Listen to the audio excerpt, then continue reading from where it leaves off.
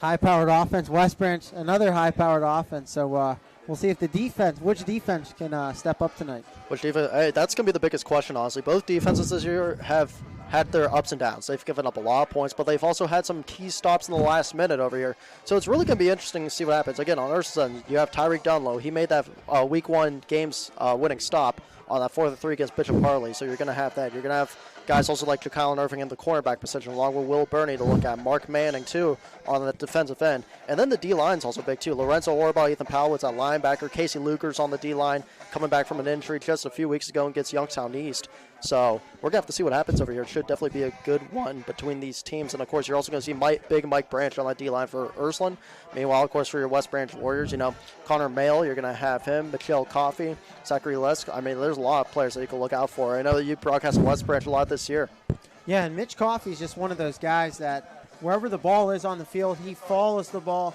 And he's made some really key tackles this year. West Branch's defense, as of late, has gotten a lot better since the beginning of the season. So you talked about that. I mean, which defense will step up tonight? But you also got Drew DeShields, plays a quarterback position, but also a junior quarterback too. Played a little bit of wide receiver, I think, last year, didn't he? Played wide receiver last year. So it's really going to be interesting as well. Again, he's a scrambler and also a passer. Yeah, and just a great athlete. All right, that should be a good test run through right there. Want to go live now? Yeah. Sounds good.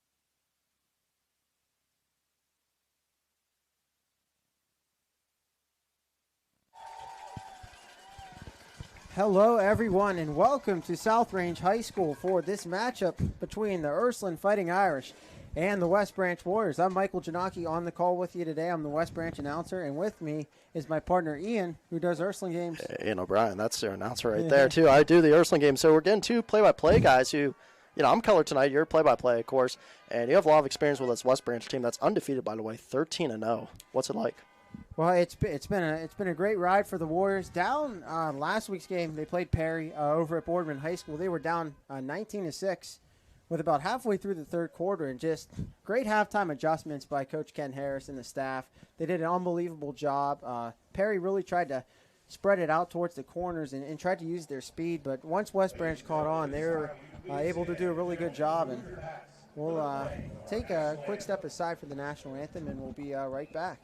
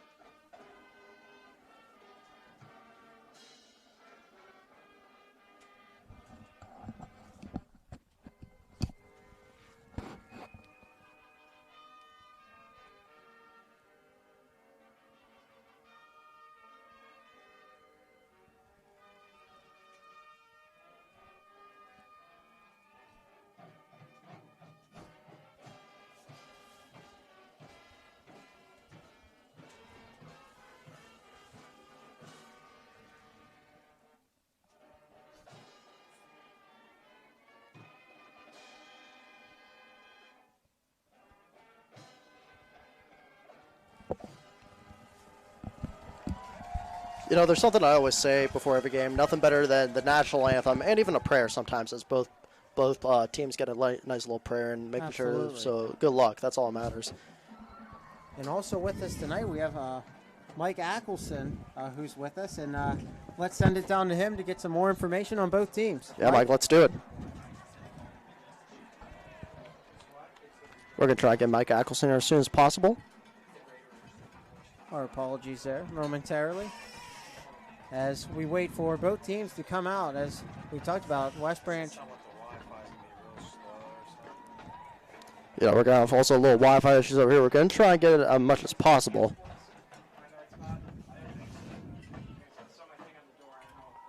We're going to see what's going on with the Wi-Fi real quick. Then we can send down to Mike Ackelson, as we do have a little bit of problems. Meanwhile, the Ursuline Irish are, in fact, coming out over here onto the team. And Ursuline with a big win over Cleveland Glenville last week. I know, Ian, you did that game. Talk a little bit about that game. Yeah, that game was just a big game between those two teams. And, that team had 4 D1 players that had D1 offers on that team. A couple from one from Michigan State, one from Penn State, I know, and I think a couple have some Kentucky offers too. So it's really going to be interesting, guys. As you see, the Ursuline Irish, they are coming out onto the field now wearing the green. West Branch is coming onto the field wearing green, the white helmets, as you see, and the white pants. Ursuline's going to be coming onto the field shortly here as well in this one. Once again, if you have some Wi-Fi issues, you could buy the game after the recap of the game, or you can also, in fact, we could get that fixed for you too. Yeah, and this is going to be a great game. 2 really good quarterbacks going at it between Brady Shannon of Ursuline and Drew DeShields. It should be a great quarterback matchup. Yeah, we can see real quick if Mike Ackelson can hear us. You there, Mike?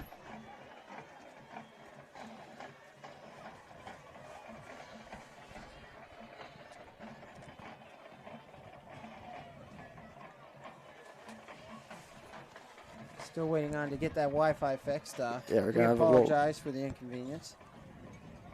Yeah, a little Wi-Fi fixer there.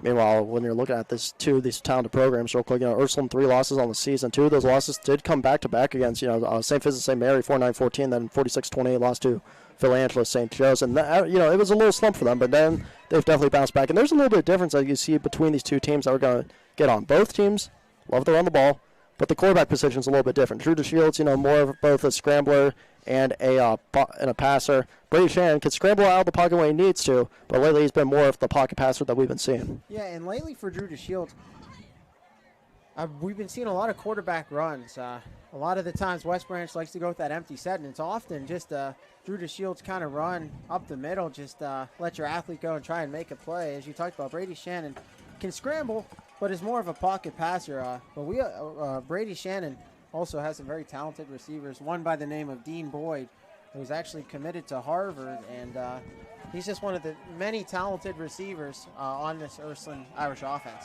Yeah, so Mike Ackelson did give us a thing. He said he can hear us. Might be a saying that we have to hit or something, so we'll find that out, when halftime does come around. But meanwhile, here's the Irish kicking off. That's going to be James McGlone right there for the Irish kicking off. James McGlone right now, number 35. He is, in fact, a junior, 5'9", 153.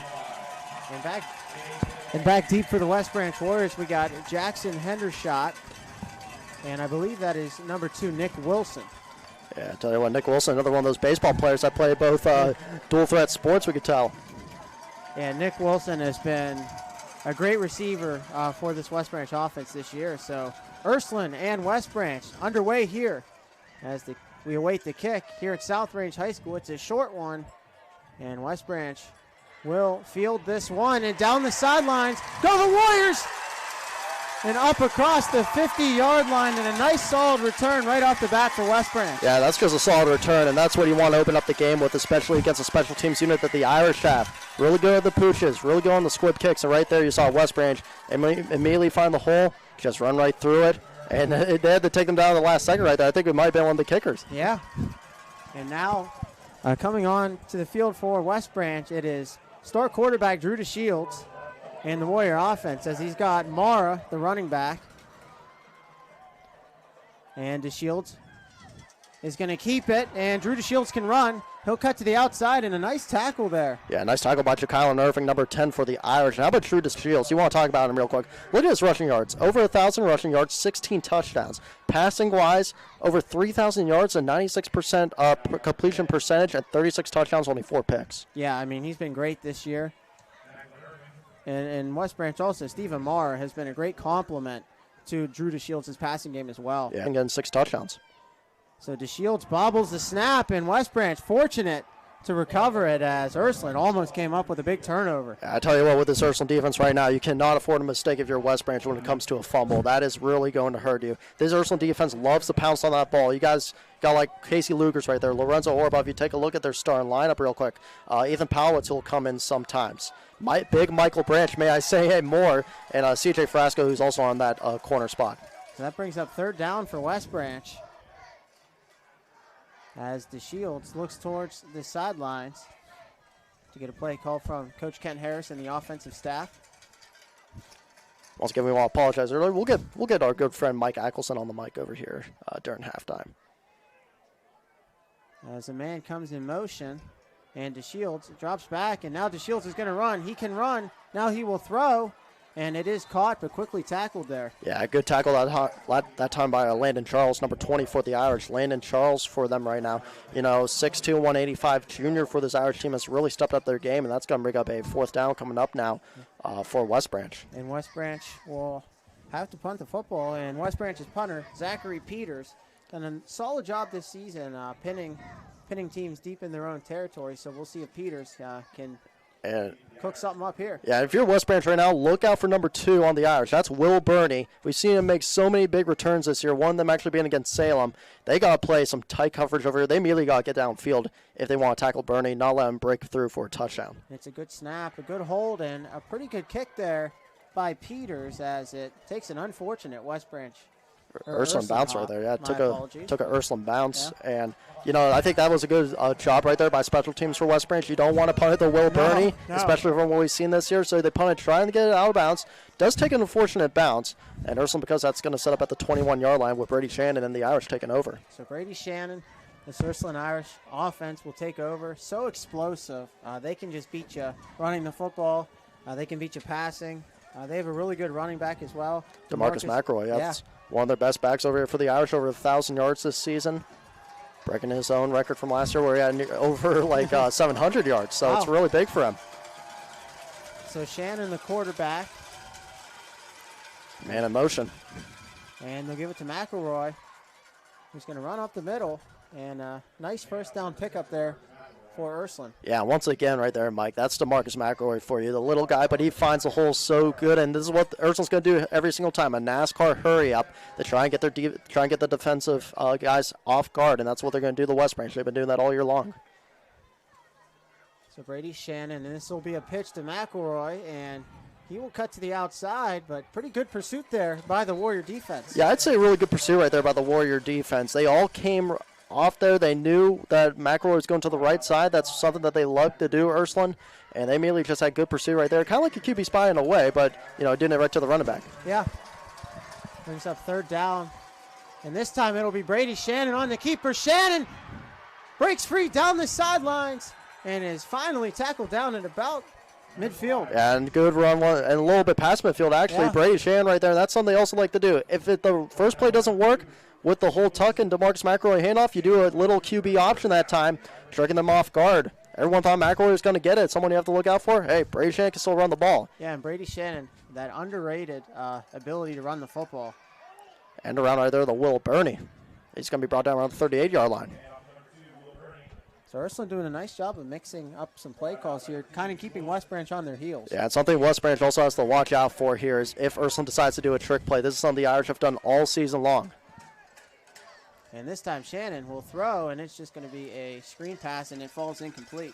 And that time I think it might have been a little bit low, or Will Burney kind of got little butterfingers right there on his hand. Because of that, it's going to be a 3rd down coming up.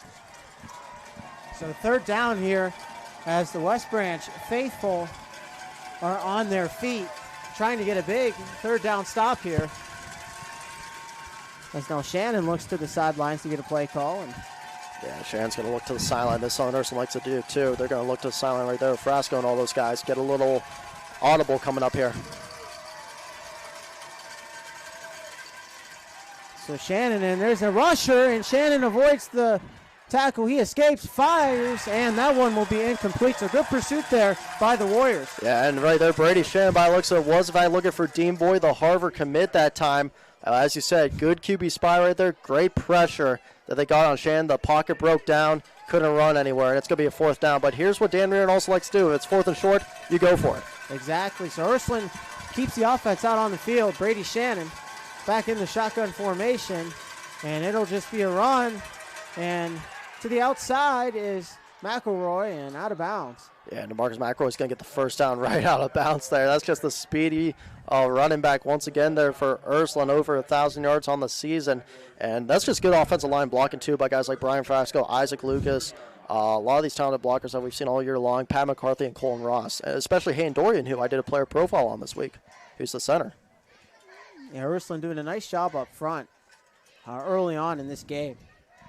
Shannon now will be another screen pass. And quickly taken down by the West Branch defense. Yeah, we do have, I think, a penalty flag down as well. I think this might be coming back over here maybe as a hold against Ursuline. See what the refs say. Waiting on confirmations from the refs, but usually when you see it thrown that early, it's most likely a holding call. And no, it's going to be a silent warning. Okay. So, yeah, it's going to be a silent warning. A little early there for a silent warning. Yeah. Usually you get that a little afterwards, but, you know, you're going to be experiencing that all the time, too. And one thing when I played is that they always tell you the backup behind the white line. Well, there is no white line, so you got to back up maybe, I'd say, halfway through where the maroon spots are. And 7:36 remaining here in the first quarter. As Shannon fires, and it's intercepted. That is Drew DeShields. DeShields down the sidelines. Makes a cut. Makes another cut. DeShields might take it all the way. And he's finally tackled down at about the 17-yard line. And Stephen Marr is so physical. It comes from an athletic family. His brother wrestled at the Naval Academy. So really? Wow. Pretty good wrestling family as well. As this time DeShields is just going to keep it, and DeShields will get out of bounds.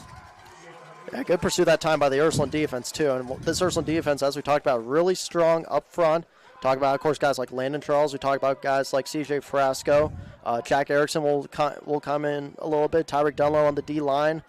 A few other guys on the D-line, too, over here, like Mike Branch to look at. So a lot of talented D-linemen that are really good at pursuing when you're this Ursuline defense. Yeah, and they're not giving Drew DeShields a lot of time to sit back in that pocket. Drew DeShields seems like early on in this game has been constantly on the run. Yeah, Ursuline loves to go bunch over here. So what they love to do is just send everyone in over here, kind of stack the box a little bit. That's what you want to talk about.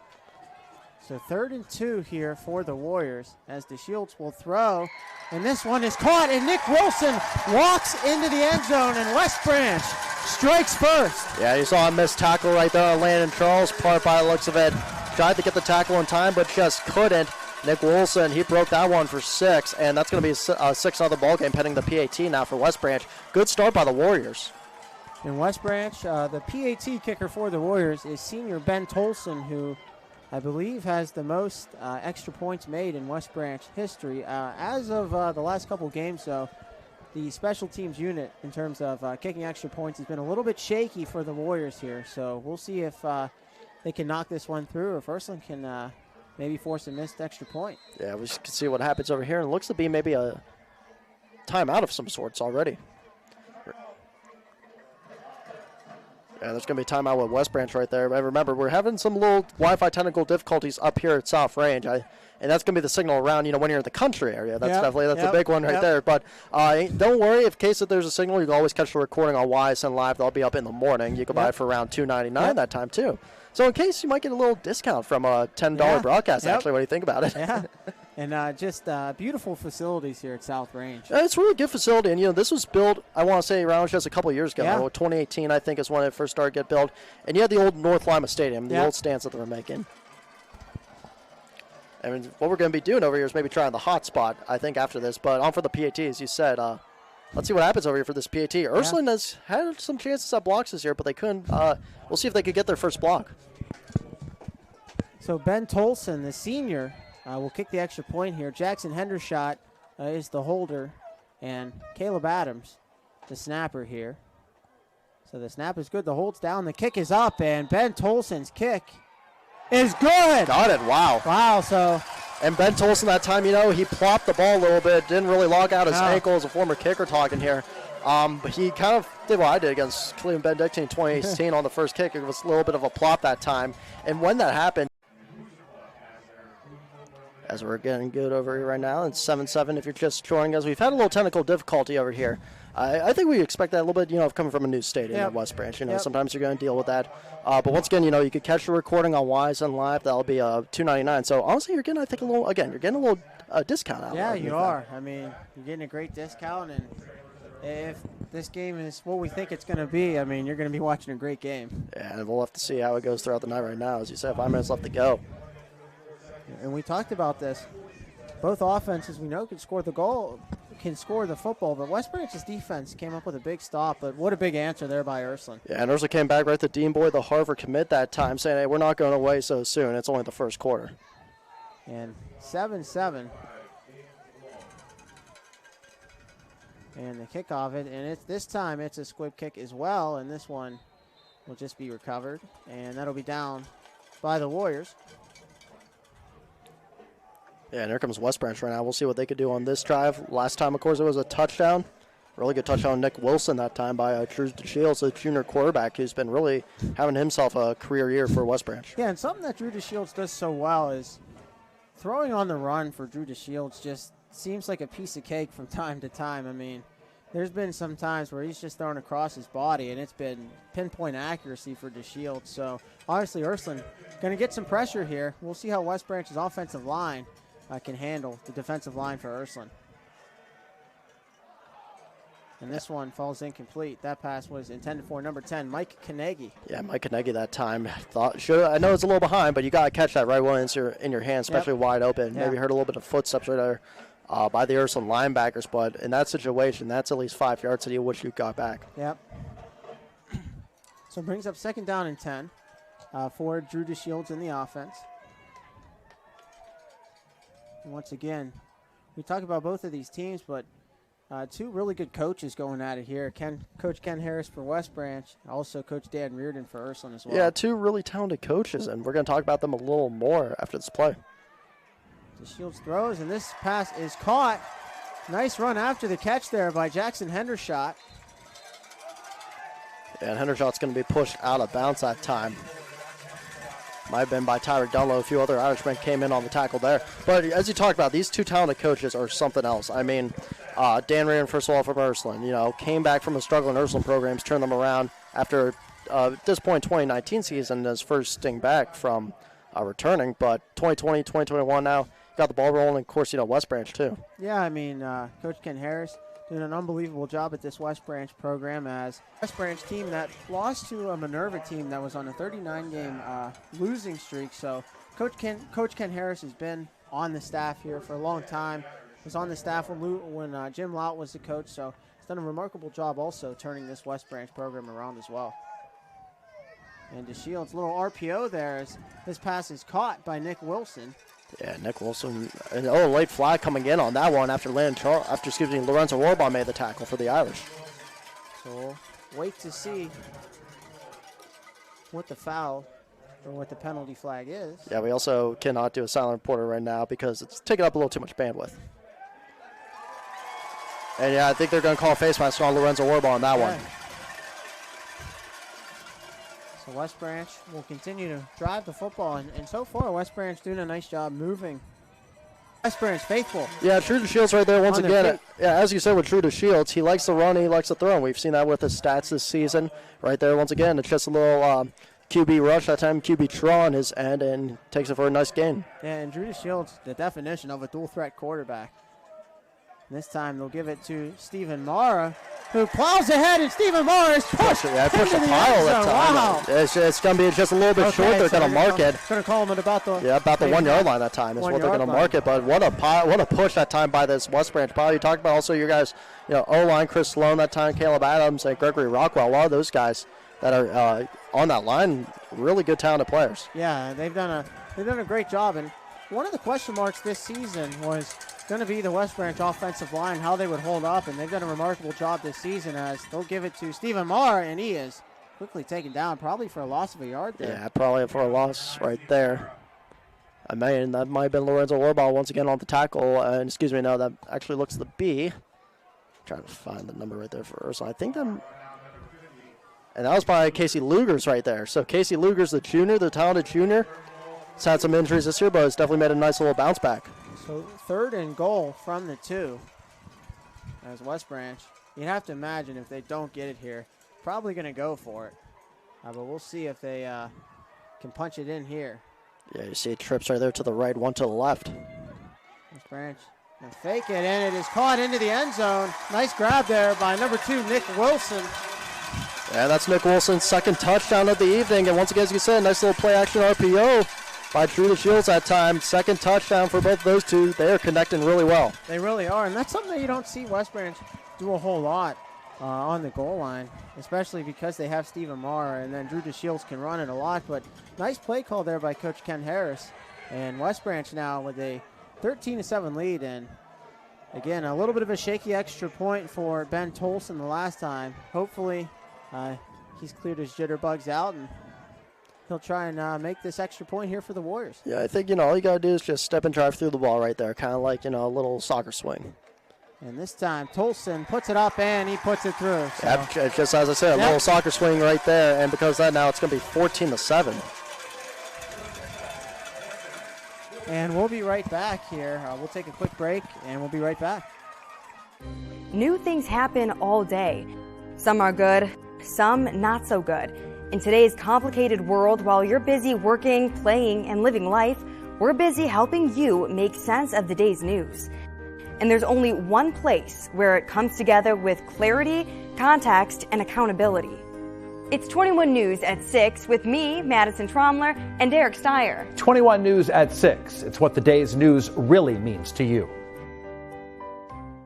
Welcome home to a home made homier with Baird Brothers Fine Hardwoods. Inspiration starts at BairdBrothers.com and is turned into reality when high-quality hardwoods are delivered right to. And welcome back here to YSNLive.com. Michael Janaki and Ian with you here on the call as West Branch takes the lead 14-7, courtesy of Nick Wilson. Yeah, both Nick Wilson and Drew DeShields, they've been connecting so far in this early first quarter. And this one will be another kind of pooch kick as it's bobbled, and Ursuline will quickly pounce on it there. Oh, man, that was Jack Erickson, too, I think, right there, that bobbled that ball. And I know for a fact Coach Matt Green, he's going to be going right to him saying, hey, man, we can't have any of that. I know he's talking about that on the press box right now for the special teams coach that he is. You cannot bobble a nice little squib that was. You got to immediately corral it, and he didn't do it that time. So Ursuline, Brady Shannon will come back out on the field and see if the Irish offense now can respond. See what happens. 2 receivers out on both sides. And McElroy again pushes ahead, and he talked about it. Such a good running back there. Yeah, DeMarcus McElroy once again found the hole, but you got to give credit to the O-line too. The O-line, 2018, I should say, when Davon Jones was a running back, it was really struggling, started 1,000 yards, just got over 1,000.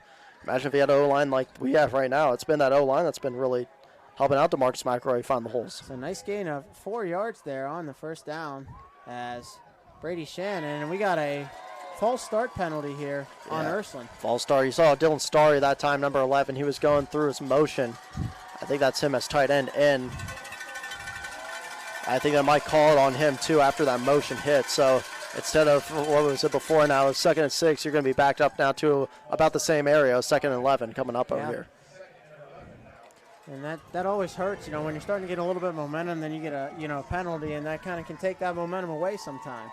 Yeah, we'll see what happens now. 2nd Bernie number 2, and I think what they wanted to do, they love to do some trick plays. I think that might have been a little preview of it, but so far, it hasn't been working right now. They haven't been able to get that rhythm that you usually see Ursuline getting so far. And they had that, a little bit early on last week. So once again, Shannon will keep it, and Brady Shannon just plunges ahead for a couple of yards there. Yeah, he was tripped up that time, Brady Shannon was.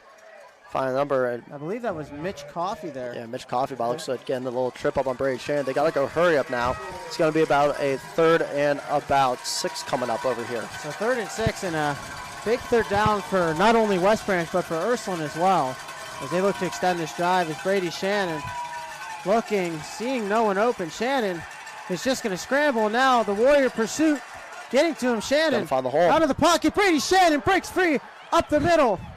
And finally taken down at about the 40-yard line. And what did we say about Brady Shan? Makes something out of nothing. Makes nothing out of something. And right there, exactly what you thought he was going to get sacked. Stopped a little bit, stuttered, and immediately found the wide open space to get the first down. That's just something he's really good at doing. And Ursuline, once again, going hurry up with McElroy, and he'll punch ahead for about a yard, maybe 2 yards. Yeah, that's going to bring us right there to the end of the first quarter already. How about that? A quick first quarter. A quick first quarter. Pretty good first one as it's 14-7. West Branch with the lead. We're going to take a quick break here, and we'll be right back here in a bit on ysnlive.com. Well, I got into the car business because of the downturn in the housing industry. And to help someone who is like down and they think they can't do it, and to get them a vehicle and to see the happiness in their face, it's really rewarding to me. I'm not here to sell them. I'm not here to talk them into buying a car. I'm basically here to help them buy a car and to make sure that they're comfortable with their purchase. Hi, I'm Dan Naples, and I'm ready to go the extra mile for you.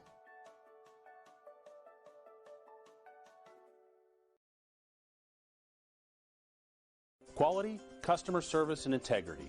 Those are the 4 words that have driven our success since 1957 at Joe Dickey Electric. Joe Dickey Electric is one Mahoning Valley landmark business that stays current with the requirements of our customers. Family owned and managed, we are an electrical contractor and energy solutions provider. Every member of our team adds to his or her skill set through ongoing training. Residential, commercial, industrial, automotive, and more. And welcome back here to ysnlive.com as Ursuline driving the football here. Brady Shannon will hand it off, and this one is going to be down the sidelines, and Ursuline might go all the way, and the Irish are going to score a touchdown, so Ursuline quickly strikes back. Yeah, that was a wide receiver end around right there to Ja'Kylan Irving by looks at number 10. So I make that reception last week in the game winner against Glenville, and that timeout, that's just a touchdown right there. Great play by Ursuline. They love to do wide receiver sweeps and end arounds, and they did that. They did exactly the way that we thought they would. And Ja'Kylan Irving, once he got free, he turned on the Jets and exploded for a very nice touchdown run. That was a very nice touchdown run. What a way to start off the first. The second, I should say. So now Ursuline will try for the extra point. Yeah, that's Reagan Smith now for the PAT. Let's see what he does here. It's been a little inconsistent. He's had some good PATs, but the power's been kind of lacking, so we'll see what he can do here. And the snap is good. The hold is down. The kick is up, and it is good. Yeah, really good kick that time by Reagan Smith, too. And, we've seen a little bit up and down from him in the power of his boot that he has this year. And right there, you just saw him make a nice little kick, nice little follow-through.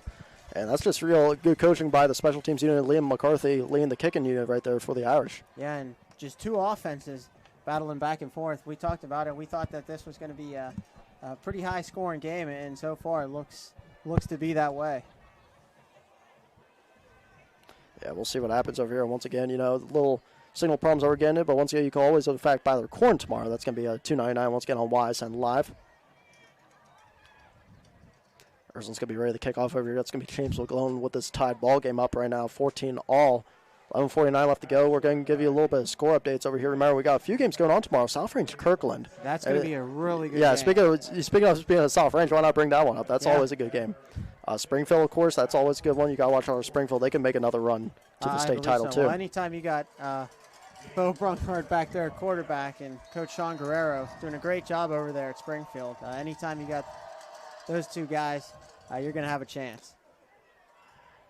This one is bobbled, and this is Boston Mall next, but the knee hit the ground. Yeah, the knee hit the ground right there immediately when I want to go get the ball. Even when you're scooping it up like that, if your knee's on the ground, they're going to call you down by the second. And Boston Mall next, one of the young freshmen on this West Branch team that a lot of people feel one of the smaller guys on the team, but very good feet, and a lot of people feel that he will have a bright future here in this West Branch offense in the near future. Yeah, looking at his stats, a rushing game, 161 yards, 3 touchdowns on the season for a limited time that he's been seeing on the field. It's not bad. No. It's not bad. He's going to be definitely one of the biggest future players to look at here for the Warriors. Absolutely. So Drew DeShields back in the pocket, and DeShields is going to take a shot and over the middle, and this pass is incomplete. And I believe that was intended for number 10, Mike Kanegi. Yeah, once again, Kanegi right there. I think that's a second drop that we've seen of him tonight and already in the first half, right? And 2 of those should have, been catches. Yeah. Right there in that situation, no matter if you're going down, you got to corral that ball. You're wide open right there because you don't want Ursuline to get any other chances, especially for other ways the defense could pop up. No. So this time they're going to hand it off to Stephen Mara, and the mower goes up the middle, plows forward, and that's going to be good enough for a West Branch first down. Yeah, the nice little mower. Sorry there, Stephen Mara, for real. Really good run that time by him, pushing the way through, and that's going to be, as you said, another first down. Using the line to his favor, too. And West Branch looking to go hurry up, as they've done so often this season. Yeah, and you're going to see two receivers a little bunched up over here on the left and the right for the Warriors. So DeShields, once again, time on the field. As we're going to get a timeout here, and we'll be right back. We'll take a quick timeout, and we'll be right back here in a bit.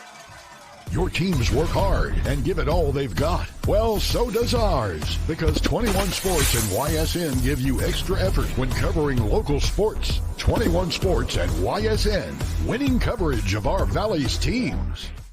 Planning a project around your home or rental property? Trust the electrical service to the local experts with 62 years of serving the Mahoning Valley. Joe Dickey Electric is your local go-to source for responsive, reliable residential electrical work. From everyday maintenance and repairs to new installations, electrical upgrades, and safety inspections, no job is too big or too small. Call Joe Dickey Electric today, 800-549-3976, or visit DickeyElectric.com. That's DickeyElectric.com.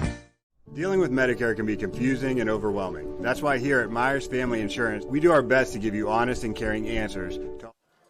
And welcome back, as the technical difficulty should be resolved, as our good friend DJ Oakley came up and helped us out. Yeah, Bossman had to come up a little bit, helped us out, I think, a little bit. We should be all good, set to go now. Sorry about that, by the way, all the technical difficulties. New facility at South Range Soul, 2 years old, trying to get everything situated, especially in the area that it's at. Yeah. So when you're in a different area, you have to get everything kind of the ball rolling, and that's what we're going to do. You see trips to the right side. And DeShields is just going to take a shot over the middle, and this pass is caught by Nick Wilson. So once again, DeShields and Nick Wilson hooking up. Yeah, Ursuline's playing a lot of bunch over here, playing a lot of 4-2-5, it seems to be, too. And the RPO play actions have just been working for West Branch all night long. As you see, another completion. West Branch doing a nice job, as Ursuline is as well. They're doing a nice job of running the football, and that's also opening up the passing game as well. Yeah, it's opening up the passing game too, and that's something that Drew DeShields really, as you said, likes to do over here. We could see possibly another pass coming up shortly.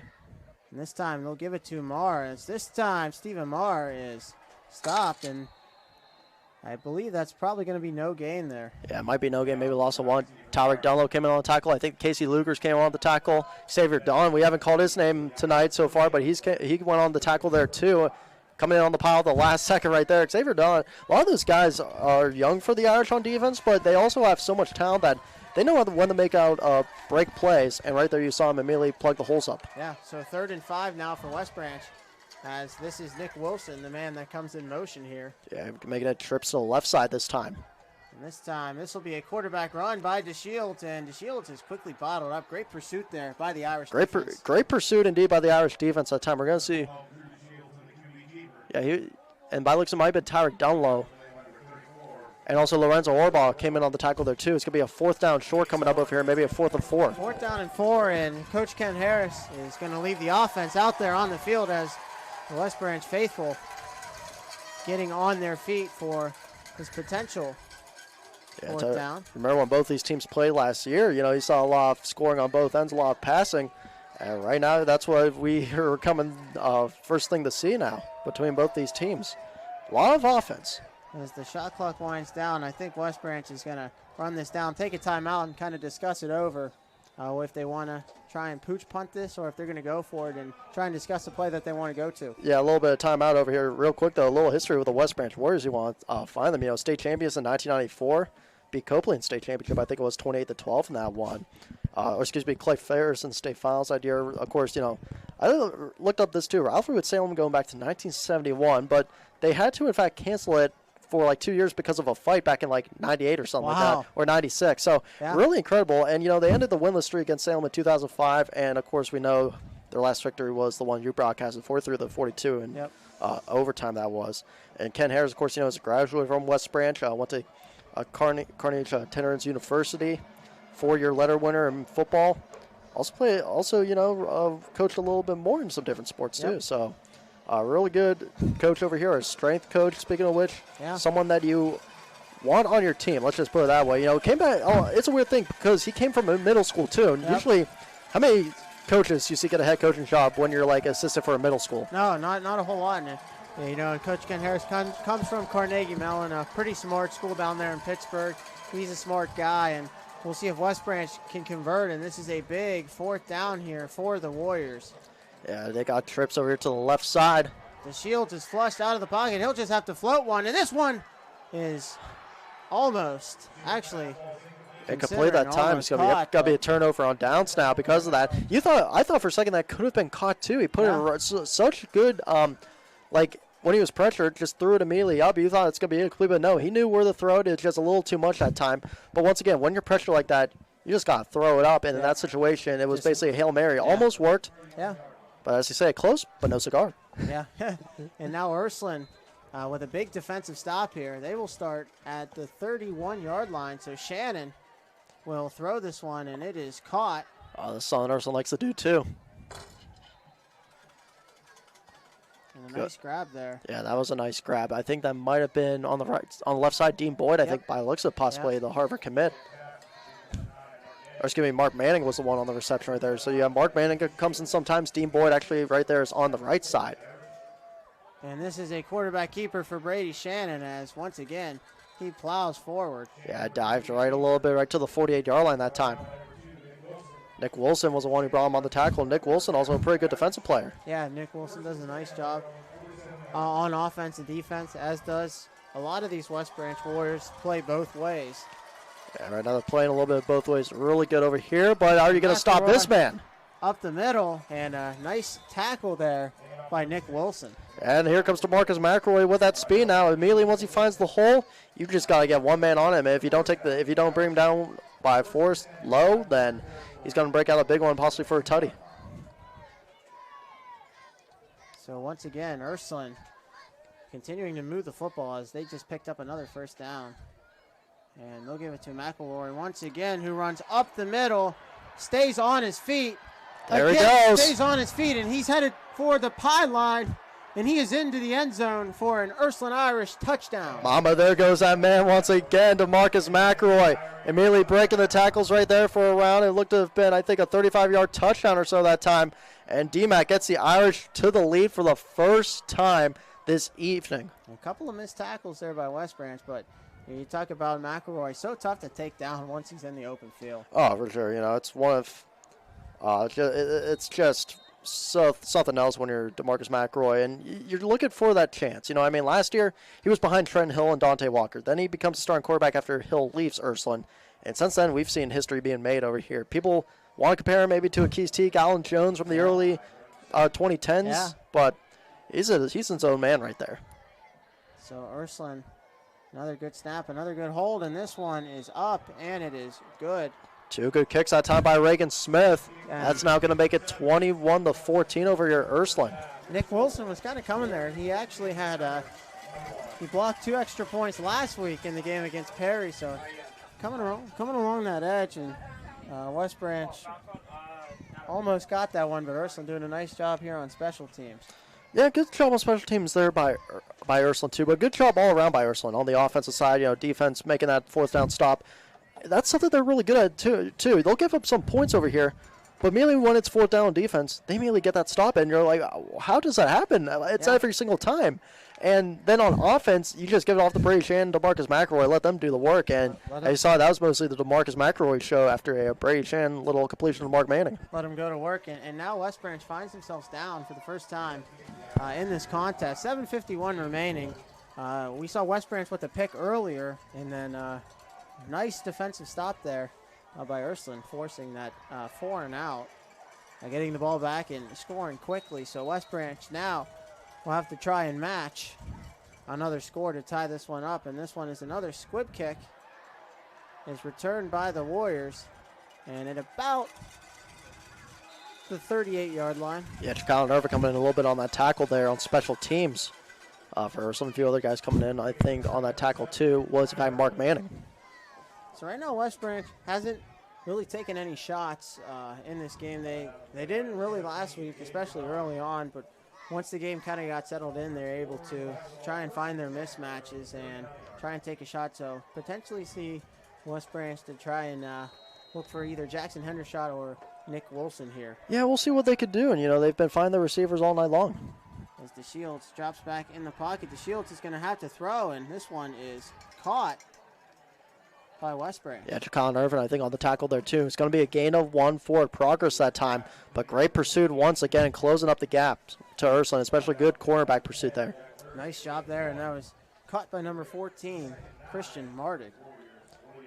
Yeah, it's going to be a second now coming up over here, and you see West Branch looking to the line right now, trying to change up the play. So West Branch trying to score here on this drive as Ursuline has taken the lead at 21-14.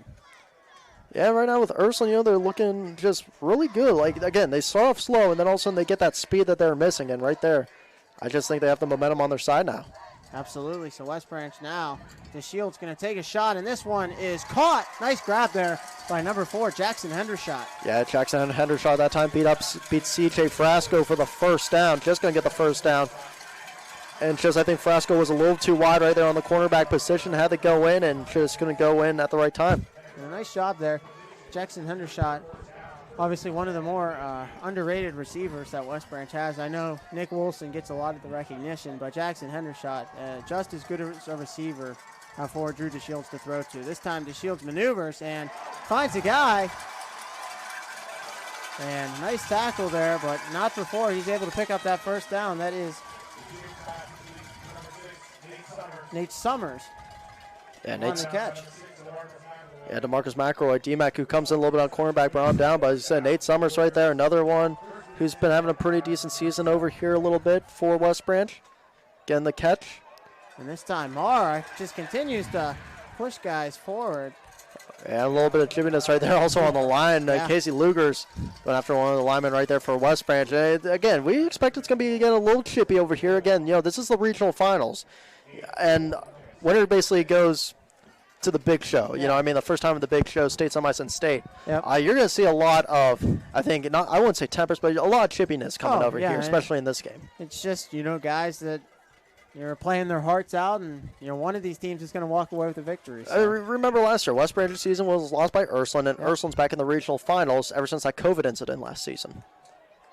So now DeShields is going to be flushed, and he'll have to try and just get rid of it as he throws, and will be incomplete. Yeah, good job by Xavier Dunn right there, giving the pressure right to DeShields, and Leon Charles batting that ball away. So that'll bring up 3rd down and 6, and that was just a good enough job for DeShields just to scramble out of the pocket and avoid that sack. Yeah, Ursuline's playing a lot closer than we expected. Usually they're a team that wants to play wide sometimes, but tonight, they're bringing everyone in. They're playing a lot close. I think they know that West Branch, likes to do a lot of RPOs and all that, like around 10-yard slants. They're coming in on that now. I think they read it. So another 3rd down here for West Branch as DeShields is going to take a shot, and this one is caught and then dropped. Nice hit there by the Irish. Yeah, Will Burney with a nice hit. That was a really good hit by Will Burney. And another big 4th down decision to make here for West Branch, and they're going to leave the offense out on the field again, it looks like. Yeah, it's going to bring up a 4th down over here. I think that was Christian Martig, by the looks of it, was the one on the reception end that dropped that ball. And I think Burney wanted a fumble for a second, but as you see, he did not make the football step, the football move as they called right before, so that's why it's an incomplete pass. Yeah.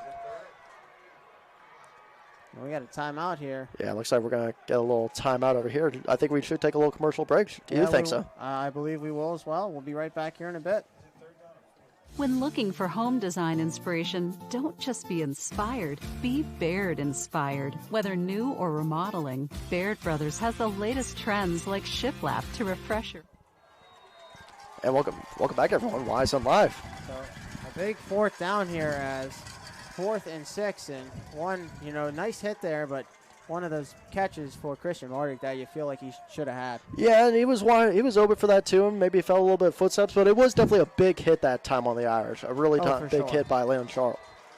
So now we're going to get an official timeout here. Yeah, this is going to be our second. Yeah, this is going to be our second timeout now that we're going to get the real official timeout that time. Guess we could keep it here. We're going to, of course, give you a little bit, try and get you some score updates. Remember, tomorrow's a few games on Wise and Live that you have to look out for.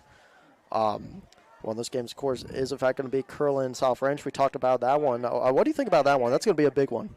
Oh, it's going to be great. I think, Kirtland obviously has the longest winning streak in the country, but South Range this year, very good football team, and I think if there's any team that can knock off Kirtland, I think it's this year's South Range. A lot of people were shocked about South Range too, especially with that big win that they had, against Hubbard that time. And everyone thought that it was going to be a close game. No, they shut them out, and it was really that time that we saw, okay, this South Range team is different from the ones, different from when Basacos were here at South Range, both Mario and Neil Basacco. It's a whole different team that we've seen. Yeah, and watching that game, I thought, TC Caffey would kind of still be able to get his yards, but they did a great job on TC Caffey. But it's now another big fourth down. Ursuline got the stop the last time. West Branch now, once again, as DeShields pressured, and DeShields is taken down, and Ursuline with another big fourth down stop. What a sack that time by Tyreek Dunlow once again on that fourth down conversion. Ursuline's going to take over now on offense that time. Tyreek Dunlow's made a name of himself this year, only a sophomore, by the way. The brother of former Ursuline star linebacker and running back Trey Dunlow, who played for the Irish from 2014 to 2017. So Ursuline with another big fourth down stop, and West Branch, on those two drives they weren't able to convert, they were moving the ball pretty well and then kind of just stalled there just for enough for this Ursuline defense to get a stop.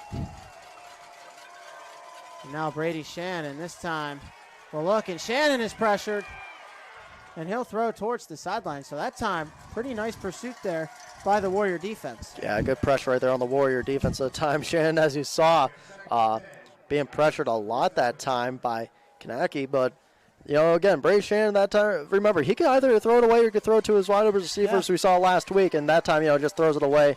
Takes a little, say it's too early for that. We're not doing it yet. It's not the fourth quarter. And you feel like, West Branch only down a score, but you feel like they really need to get a stop here. Though West Branch and Ursuline gets it to the edge. And that's Mark Manning right there on the reception, too. Number 9 for the Irish, junior, who's had himself a really good year. Here's the thing about Mark Manning. Hits the weight room, but he's not the strongest man. He's not the strongest guy on the team. But here's the thing about him. He's a speed demon, as we like to call him. Gets out into the open, he's gone. So first down here for Ursuline.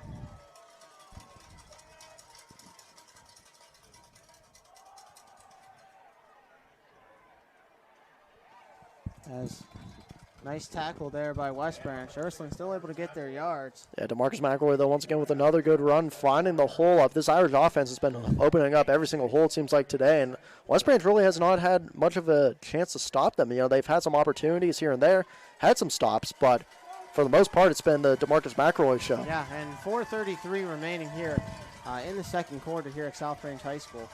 As Ursuline, once again, going hurry-up offense. Yeah, receiver on one side only. 2nd and 4, and once again, Ursuline down the sidelines. There's the speed by the Irish. And Will Burney once again right there in another end around that they like to do sometimes. You think it's just going to be a Shannon keeper? No, he's going to immediately just take a couple steps and hand it off right to Will Burney that time, as we do have a West Branch player down. So we have a West Branch player down. Not sure exactly who that is. Yeah, I think we'll take a quick timeout. Yeah, we'll take a quick timeout. We'll be right back, everyone. Coca's Pizza, always supporting our community and our local athletes. Stop in on game day or score big and have it delivered right to your door. Check out our daily specials at cocaspizza.com. That's Coca's Pizza, we serve it hot.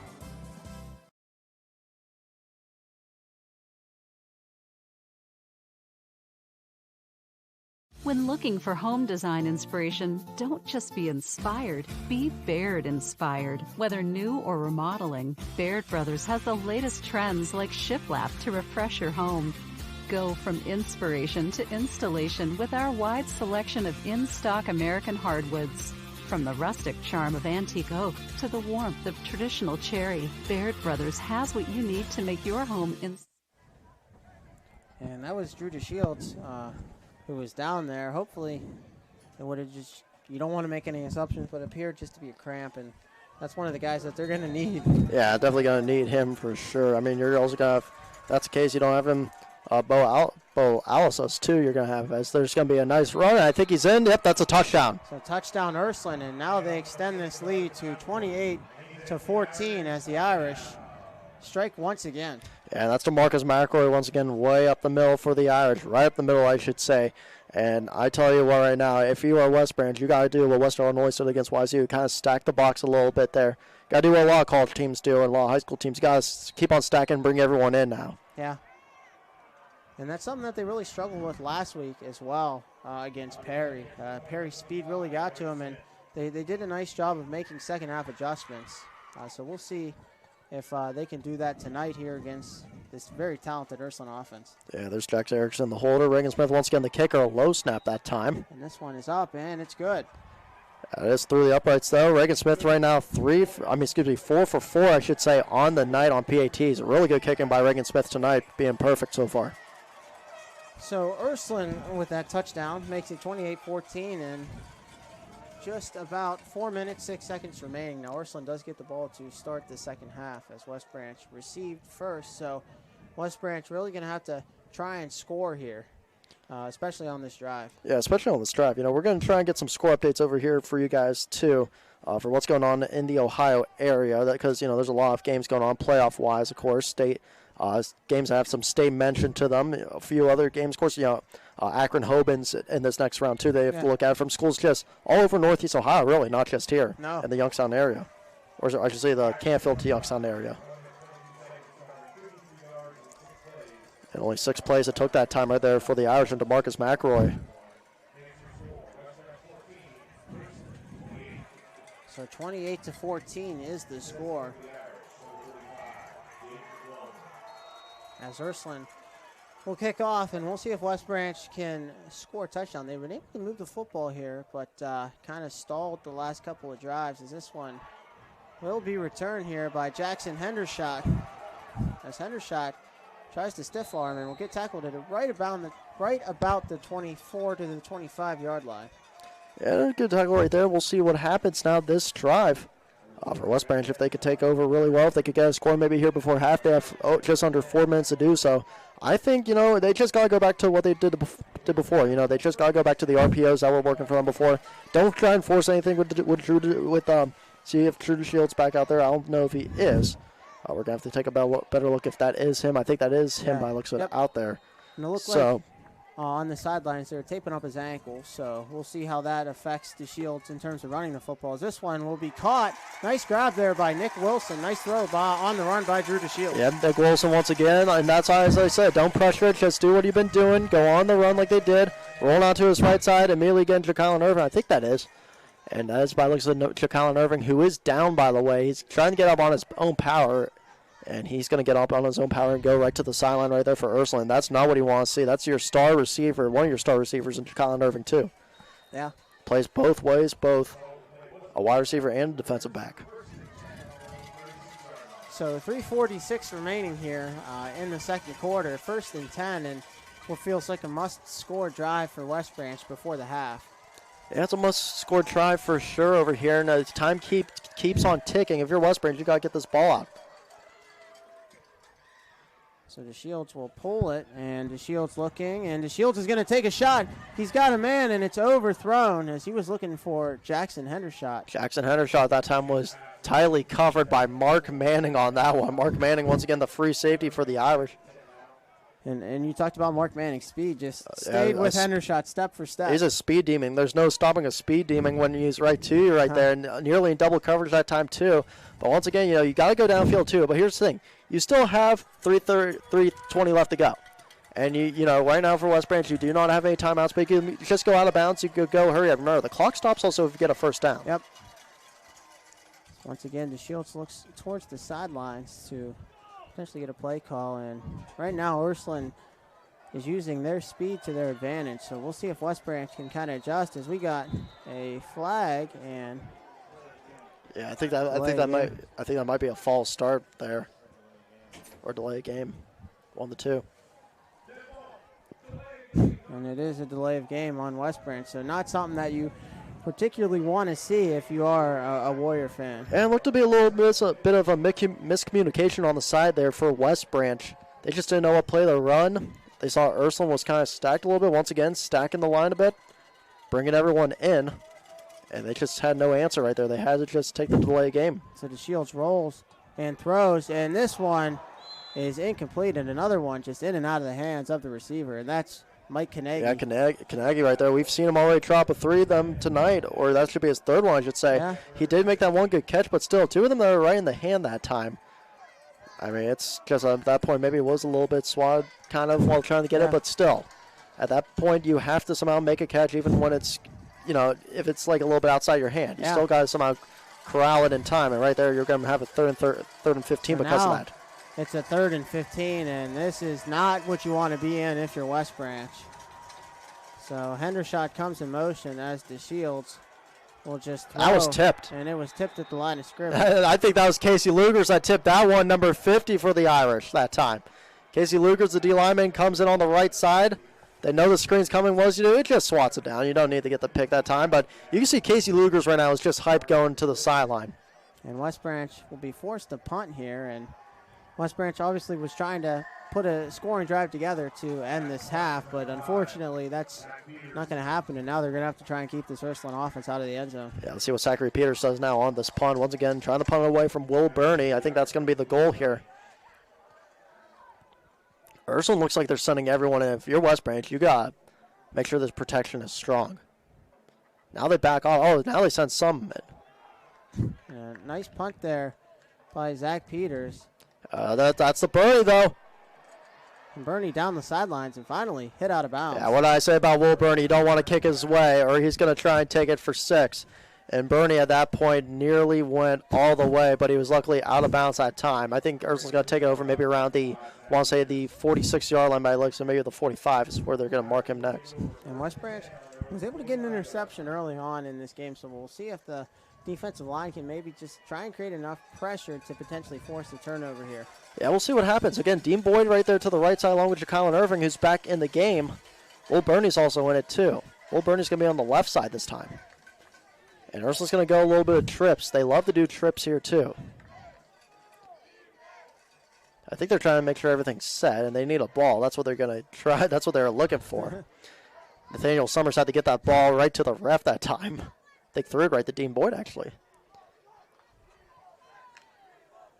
Dean Boyd, I've seen him in practice. He does have a cannon for an arm, too, especially for a wide receiver. His max bench, I think, is around 315, he told me. I mean, tell you what. I mean, look, I'm trying to get there, Dean, but, I mean, I'm not there yet. So West Branch desperately needing a stop here as Ursuline trying to pile on more points, and this time it's McElroy. Cuts to the outside, and a nice tackle there. This time it is Mike Kanagi making a stop on the defensive side of the football. Yeah, Kanagi that time making a good stop. A little bounce back from, I think, all those drops that he had, really. And what does he do there? Just makes it only a gain of 1 for McElroy. Good stop and going to the outside. Nice pursuit. And Kanagi's one of those guys that's played a lot more defense than offense this year. Had to step in. Unfortunately, one of the West Branch seniors who's been so great all season. But this time it's a wide open pass. Jet Smith, who unfortunately went down with an ACL injury. Yeah, and that pass was right to Dean Boyd. Good pass by Brady Shannon. Once again, the Dean Boyd, one of his favorite targets on the season. Dean Boyd this year, yeah, he does have one of the most receptions at Ursuline, but kind of was off to a slow start in touchdowns. It didn't really stand out, I should say, as a commit until the later half of the season. And McElroy rumbles forward for another big gain for Ursuline. Yeah, it's going to be they're going to give him a first down, too. First down for D-Mac once again. He's been rumbling and stumbling all in this first half so far.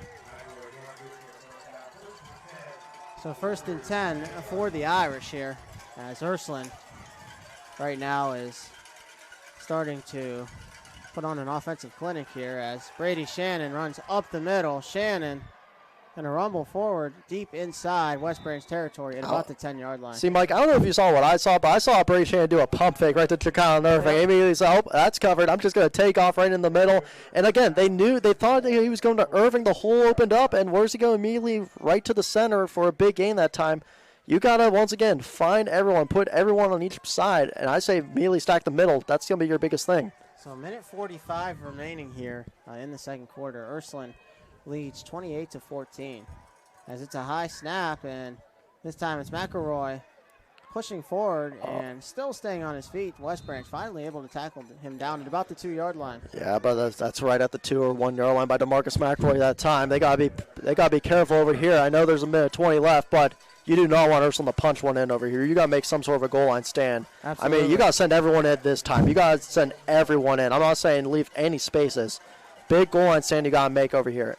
But this is something Ursuline likes to do also. They shift 3-1. This time it'll be McElroy, and he is in for a Ursuline Irish touchdown. And another touchdown by D-Mac tonight. I think that might be his third or something like that. I think we got to get a stat out of the third or fourth touchdown. We lost a little count. But what a game DeMarcus McElroy's had. What a season he's had all year long. And that's just another proof that DeMarcus McElroy's in the eyes of some D1 scouts right now. Just such a great running back, and Ursuline will come on here for the extra point. Still 1:03 left. Obviously, West Branch with 0 timeouts. We'll see if they can maybe put together a last-minute drive before the half ends. It's going to be interesting to see what happens. Here's Reagan Smith, though, for the point after this time. This one is up, and it is good. Yeah, a little plop kick that time. Yep. Maybe got a little too underneath it, but it is good. That's going to make it 35-14 Ursuline now over here. And we'll take a quick break here on YSN. We'll be back here in a bit. There's just no feeling like when you actually can get somebody in a vehicle that they think is not attainable. I see myself as more of a modern or next generation salesperson. I just enjoy, being there throughout the sale, after the sale. We're going to make sure that everything about that vehicle, from start to finish is the right one for you. I'm Jim Conlon, and I'm ready to go the extra mile for you.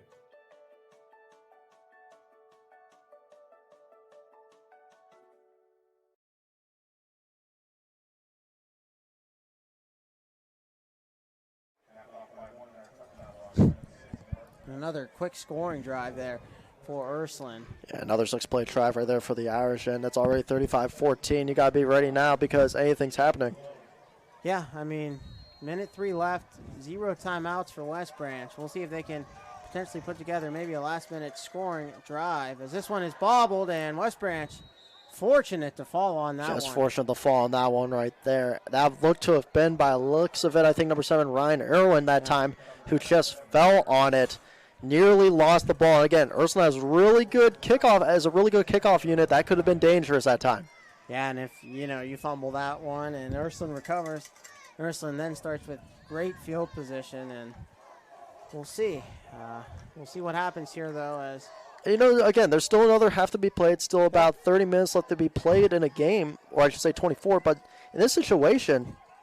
So this time, DeShields up the middle. Drew DeShields is going to run, and that will be good enough for, I believe, a West Branch first down, which will stop the clock momentarily. Yeah, we'll see whether it's going to be second. I think they just a little bit short is where they're going to mark it. But running the ball is definitely odd in this situation for West Branch. You're going to see them go hurry up, but I think they should pass instead. If I'm in this situation, you got to go pass. Do your RPOs that has been working in the first half. So DeShields now is flushed, and he's got a man wide open.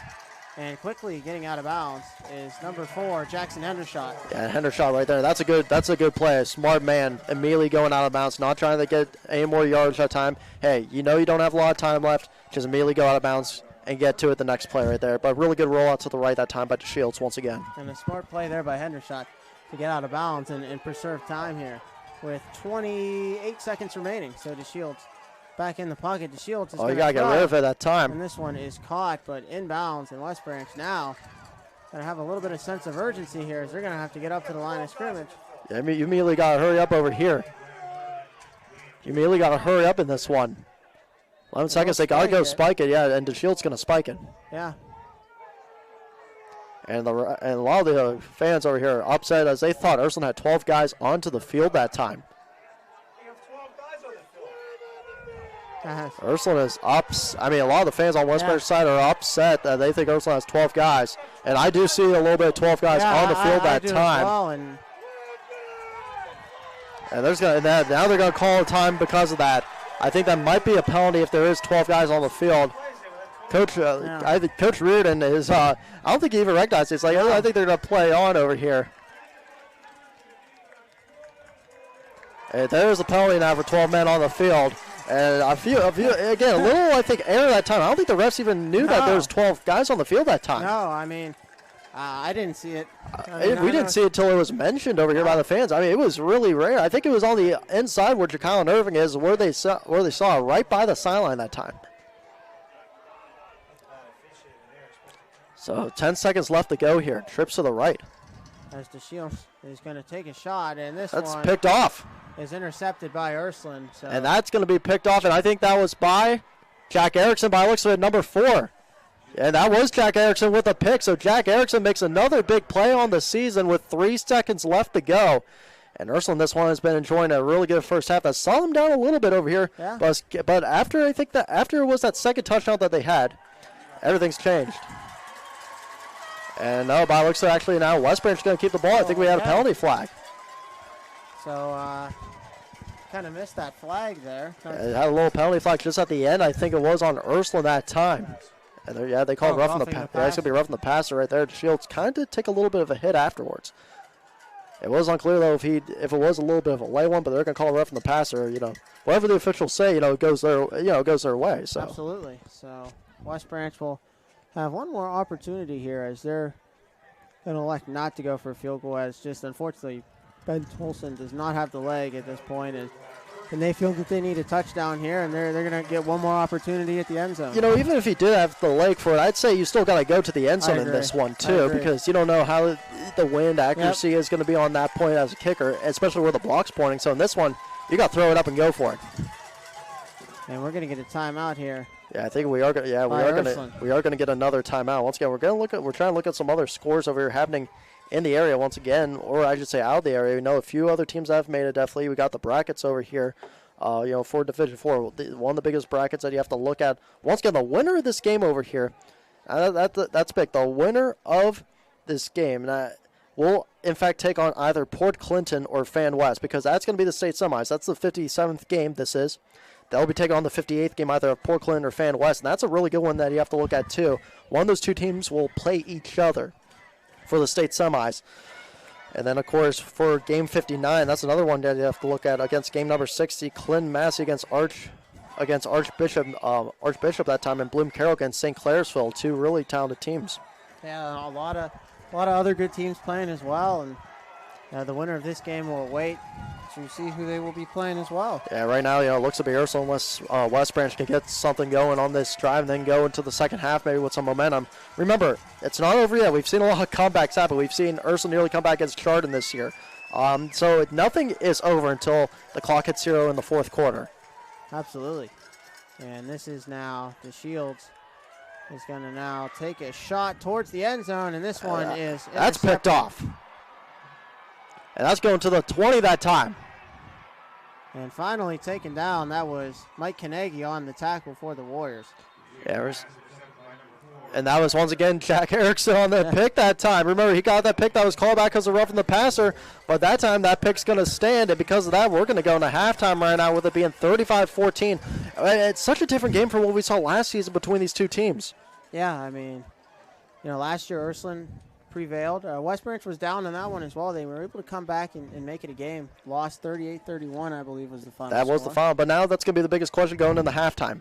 Is this going to be the same thing, or is West Branch going to make the comeback now? That's what we're going to have to see when we go into the second half. Yeah, I mean, it's going to be hopefully a better second half for the Warriors, but I mean, if you're an Ursuline fan, you're really loving it right now. Yeah, you're really loving it. You're already, if the Golden Dawn was open right now, shout out to the Naples family, you'd be immediately going to the Golden Dawn for a nice little burger at this point and some fries with that. But no, in all seriousness, West Branch, if you want to come back in this one, you got to just play what you did in the first quarter, really, because that was working out real well. So keep on going out to the right, going out to the left side, and keep on doing those RPOs, because that was working. Once you stop doing it, and I'll also say this, run the ball more, too. I'd say run the ball. You have Stephen Marr, one of the talented running backs on this team, 30 touchdowns. Keep on running the ball. You stopped running the ball a little bit right there. In this second half, I think you're going to see them go back to the running game. Yep. And that's going to do it here for the first half. Stay tuned. We'll be right back here for the start of the second half right here on YSNLive.com. New things happen all day. Some are good, some not so good.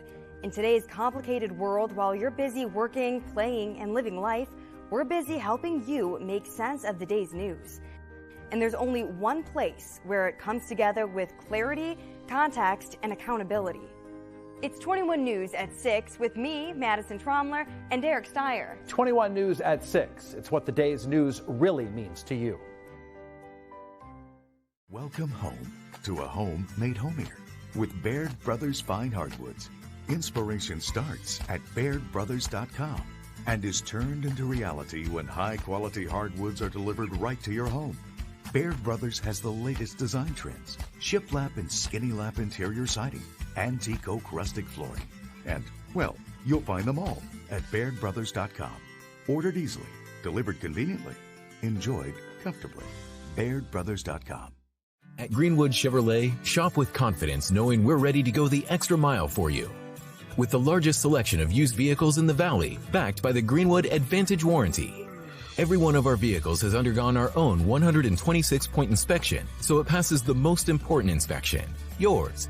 No other dealership has the extra inventory, gives you extra for your trade, and goes the extra mile for you. Only at Greenwood Chevrolet. WRS Wealth Advisors, the area's premier wealth and retirement specialists. Located on South Avenue in Boardman. Quality, customer service, and integrity. Those are the 4 words that have driven our success since 1957 at Joe Dickey Electric. Joe Dickey Electric is one Mahoning Valley landmark business that stays current with the requirements of our customers. Family owned and managed, we are an electrical contractor and energy solutions provider. Every member of our team adds to his or her skill set through ongoing training. Residential, commercial, industrial, automotive, and more. We keep ahead of the needs of our customers with a fleet of more than 50 vehicles and 24/7 emergency service, so you're never left in the dark. Every customer has a story, and at Greenwood Chevrolet, we are committed to making sure it ends with you in the right vehicle. I get to be part of somebody's adventure, whether it's buying a car for the first time, helping them get approved, or finding the perfect car for their budget. I'm proud that people trust me with their finances. They trust me to take care of them, and they trust me with their story. I'm Tracy, and I'm ready to go the extra mile for you, only at Greenwood Chevrolet. Working with your family can be stressful at times, but because they're family, you know that you're going to get a loving, honest answer, even when things don't make sense, to any problem. Dealing with Medicare can be confusing and overwhelming. That's why here at Myers Family Insurance, we do our best to give you honest and caring answers to all of your questions. Family, like Medicare, isn't always perfect, but when you put others first, the results can be amazing. For all your Medicare needs, call Myers Family Insurance.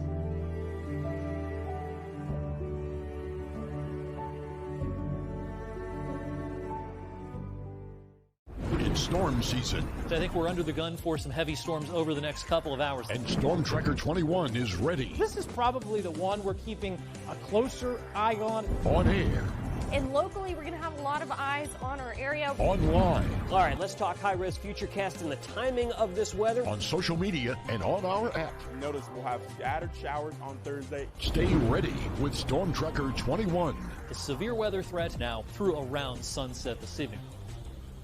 Hi, this is Tommy Clem, owner of WRS Insurance Solutions.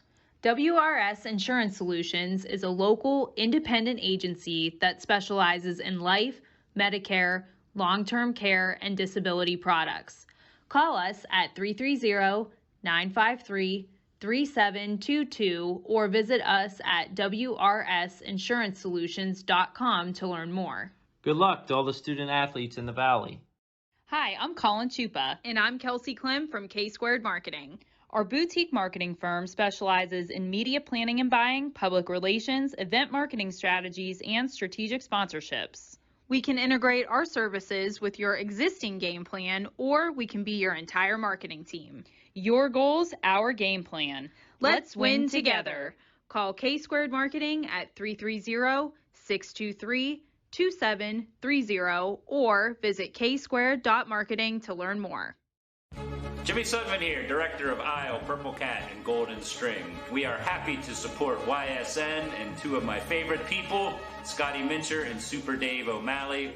We are an agency that provides services for adults with disabilities. We infuse humor, passion, and joy into their lives. If you know of any folks with disabilities that need our assistance, please contact us.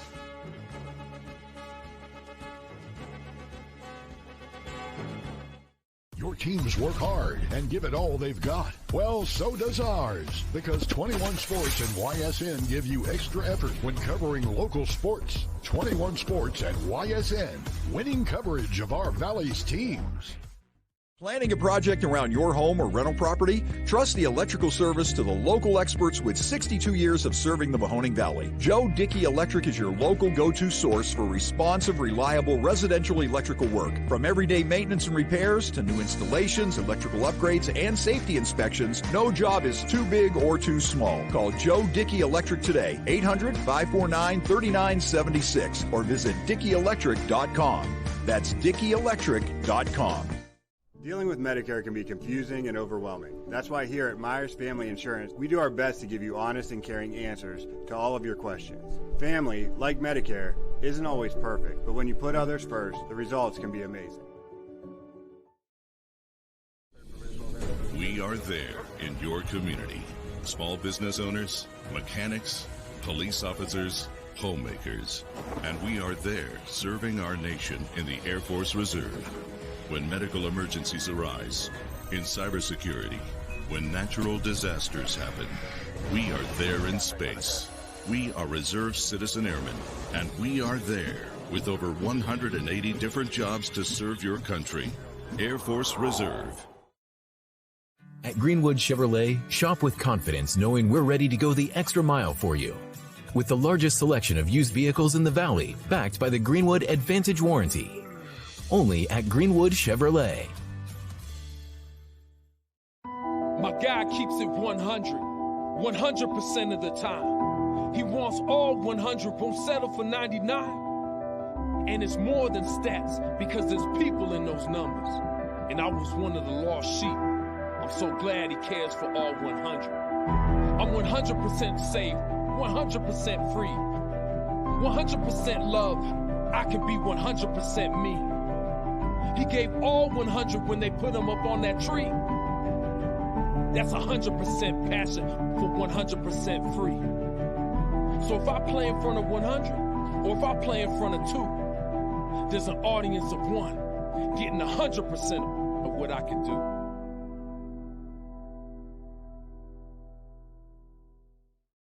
WRS Wealth Advisors is the area's premier wealth and retirement specialist. With our combined 70 years experience, WRS Wealth Advisors is the area's premier wealth and retirement specialist.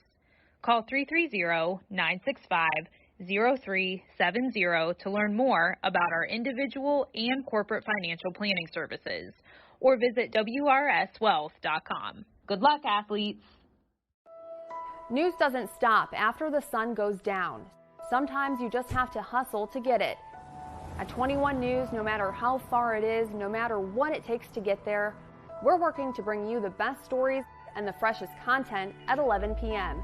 with the context and clarity that makes it worth staying up for, no matter what time it is.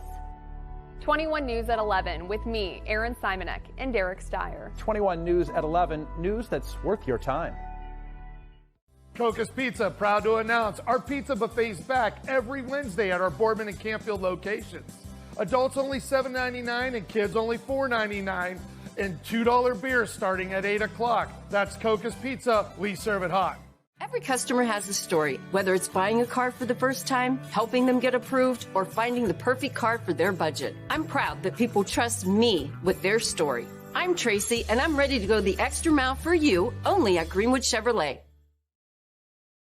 Hi everyone, this is DJ Yoakley with Your Sports Network. We appreciate your support of YSN and welcome you to the YSN family. Our broadcast streams are brought to you live at no cost to you by sponsors that are local to this community. Without the vision and generosity of our sponsors and partners, we would not be able to bring this game to you today. So please support the great businesses and leaders that are making this game possible. And if you're a business in need of great advertising and sponsorship opportunities, feel free to head over to our site for more information on the right fit for you.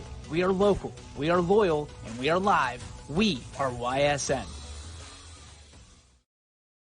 Ah, the details. Baird Brothers Fine Hardwoods is one fine ride. Perfect cornering, superb handling, sporty and stylish, power to spare, plus awesome mileage. Yeah, jaw-droppingly beautiful lines and well appointed with luxurious trim. Put more oomph in your life and start beholding the molding. Find your home's fine hardwood at BairdBrothers.com. It's a new year at Acura of Boardman and Boardman Mitsubishi with huge savings on over 350 fully inspected vehicles. We have cars, trucks, SUVs, minivans, and work vehicles. We don't have it, our team will find it. We aim for 100% credit approval with payments as low as $99 per month. And as always, we'll pay top dollar for your trade. For a great vehicle and a great experience, come see why everyone is stopping by at Acura Boardman and Boardman Mitsubishi. 60 years ago, Baird Brothers Fine Hardwoods began with 3 siblings, a hand-set sawmill, and a few local orders. And while business has certainly changed over the years, what has not are our principles of hard work, craftsmanship, and commitment to quality. At Baird Brothers, we're proud to put our name on the products we create, from moldings and doors to flooring and lumber. Thank you for 60 great years. We look forward to 60 more. Baird Brothers, for the place you love. You're looking to your future, preparing for your goals, and they're closer than you think. Because here, success is part of the plan. It's a place where academic and social opportunities are meant to prepare you for life, not just the next 4 years. You'll be equipped to face new challenges and turn hard work into a career. You're ready for your success to take root. And here's where it starts. We are Youngstown State University, and proud.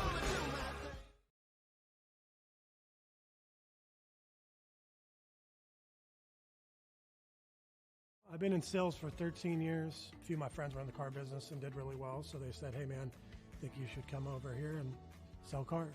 There's so many different people that cross your desk that have been through so many different things, and it's my job to make the whole experience very easy for you. It's really finding the wants and needs, and it's my job to get, your payment to where you need it to be, affordable for you. I'm Paul Kello. I'm here to go the extra mile for you.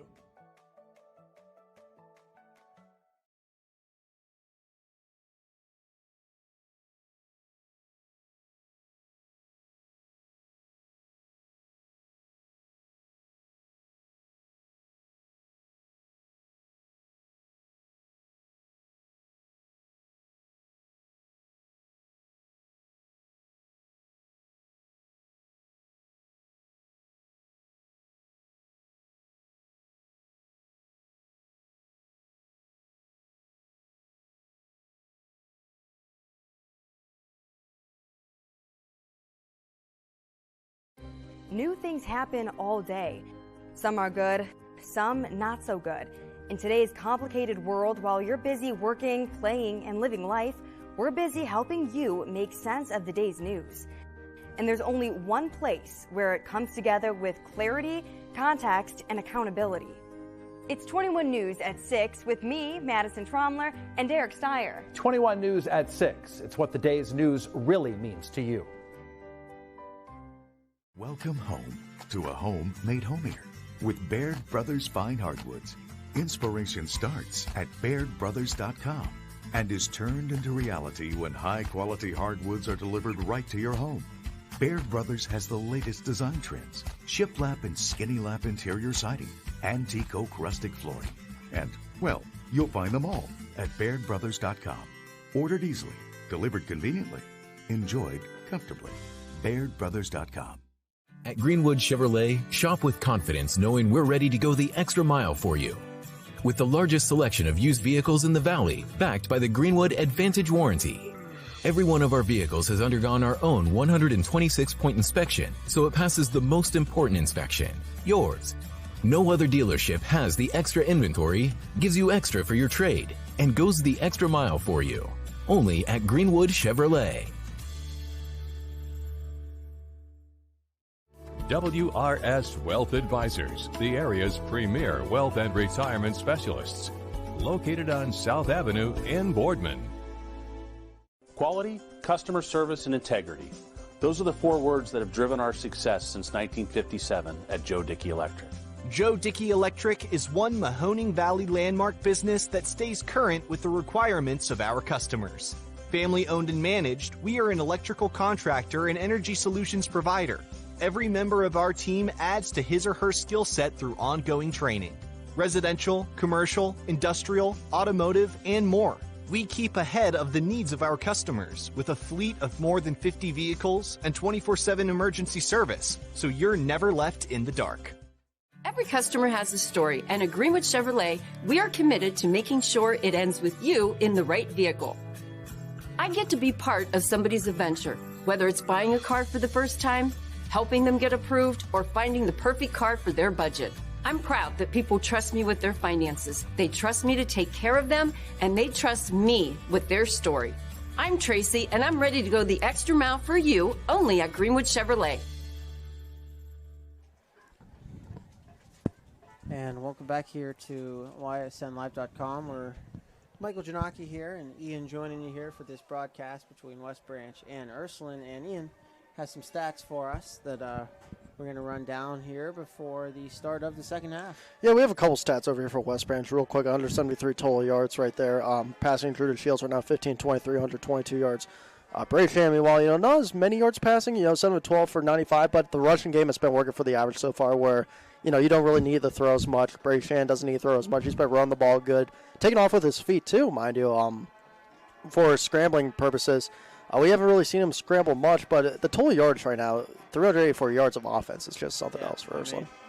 That's what Ursuline does. They have a great offense, and when you got Brady Shannon at the helm, he's done a great job of just improvising tonight. There's been a couple of plays where no one's been open downfield, but making plays with his feet. Yeah, one of those plays was just what we saw before the second half ended, actually, and that was when he thought Ja'Colin Irvin was open. He looked for him, but then realized Irvin was going to be covered if he threw that nice little wide receiver screen to him. So instead, what does he do? He pump fakes and immediately takes off with it down the middle, and that confuses everyone on West Branch, to the linebackers, to the corners, and the safeties. They just don't know what to do afterwards. Shan takes off, and then that sends them for a DeMarcus McElroy touchdown 2 plays later.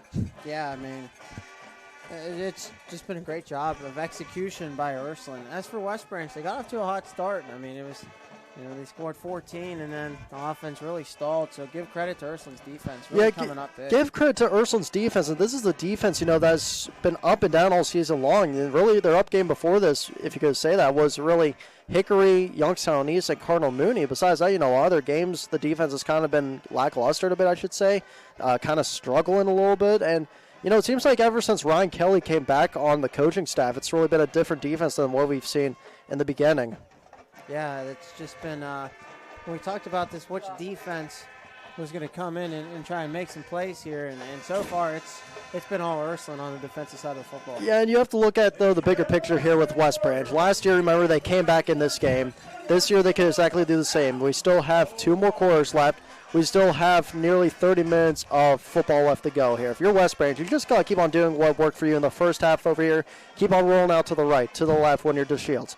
Keep on finding those wide open guys in the RPOs, those nice little slants that give you some yardage. And once again, I want to say this, run the football. And in my opinion, they did not run the football enough. No, and that's something that in that last week we saw them against Perry. They did not do a good enough job at all of running the football. They have Stephen Morrow, who's a really good running back, and they got down 19-6, and then they started to run the football a little bit more, and that opened up the passing game for Drew DeShields. And I agree, they just did.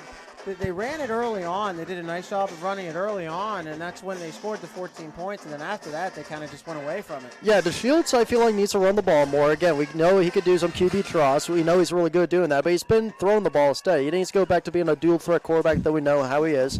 And Stephen Morrow, too. They've been stacking the box, and he hasn't really been able to go anywhere. No. Not what you usually can see. We've seen a couple times today, this evening, I should say, where he's found the hole, but besides that, second quarter, nowhere to be found. No, we'll see if West Branch can make some adjustments. They did a really nice job last week of being down 19-6, making some really nice adjustments.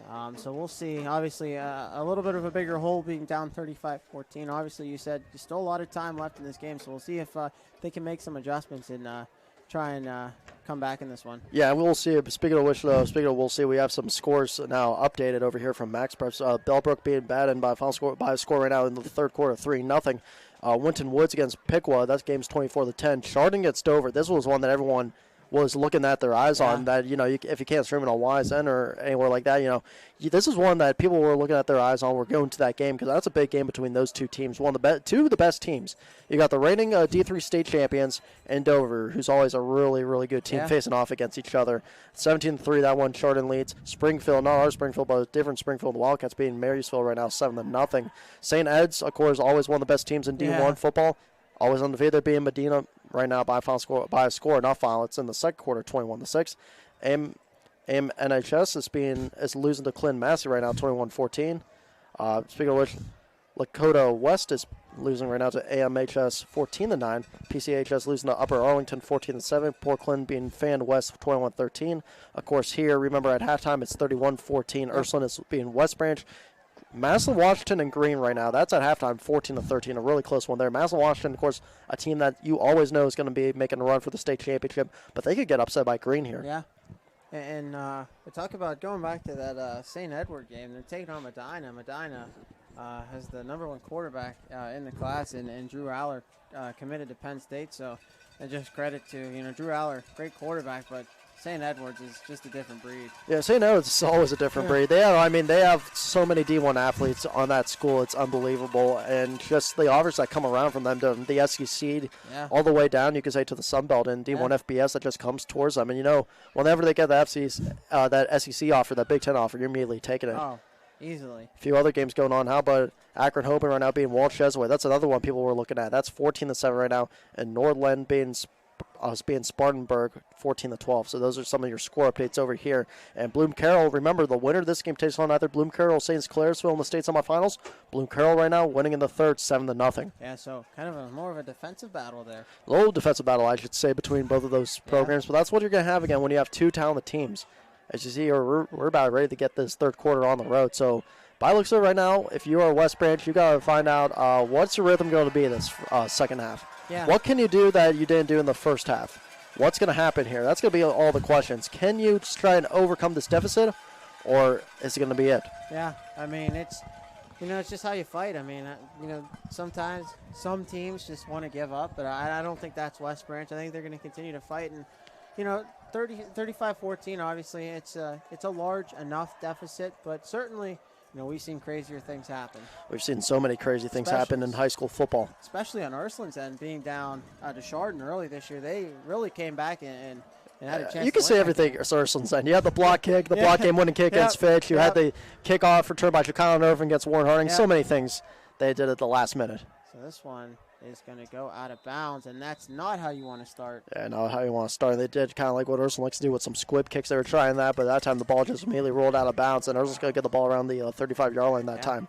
So pretty good starting field position now for Ursuline, as that's not what you want to see if you're West Branch. So Ursuline starts with good field position, and the Irish and quarterback Brady Shannon will come back out here on the field. Yeah, we're going to see what Ursuline can do this time around, because at this point with West Branch, have they learned to stack 9 in the box this time and try and stop DeMarcus McElroy, kind of like what you saw Villangelo St. Joseph did, kind of like what you saw Akron St. Feast did.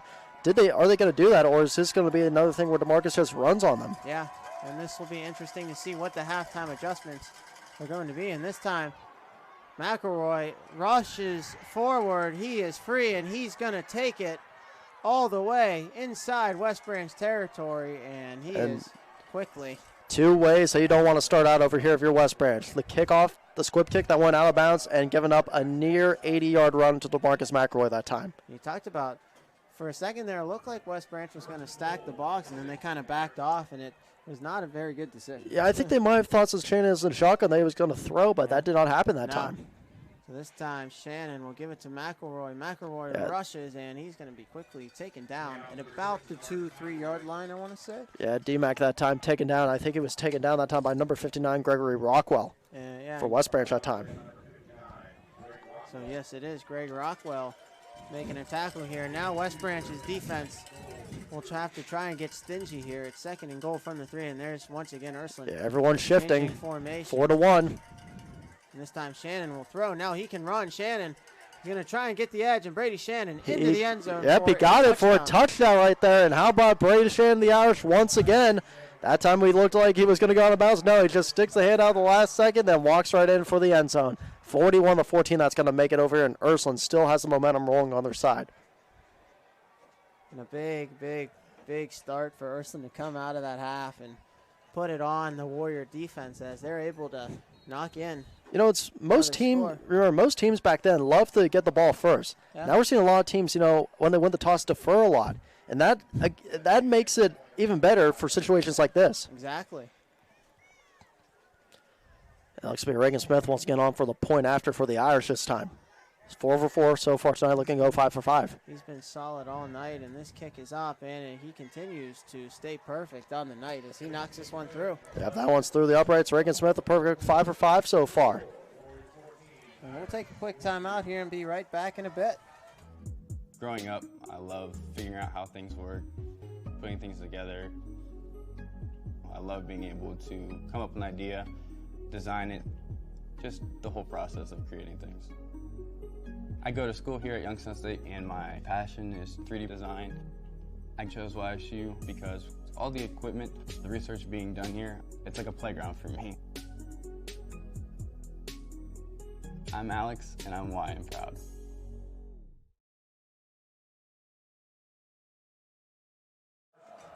And welcome back to the game. And Ursuline,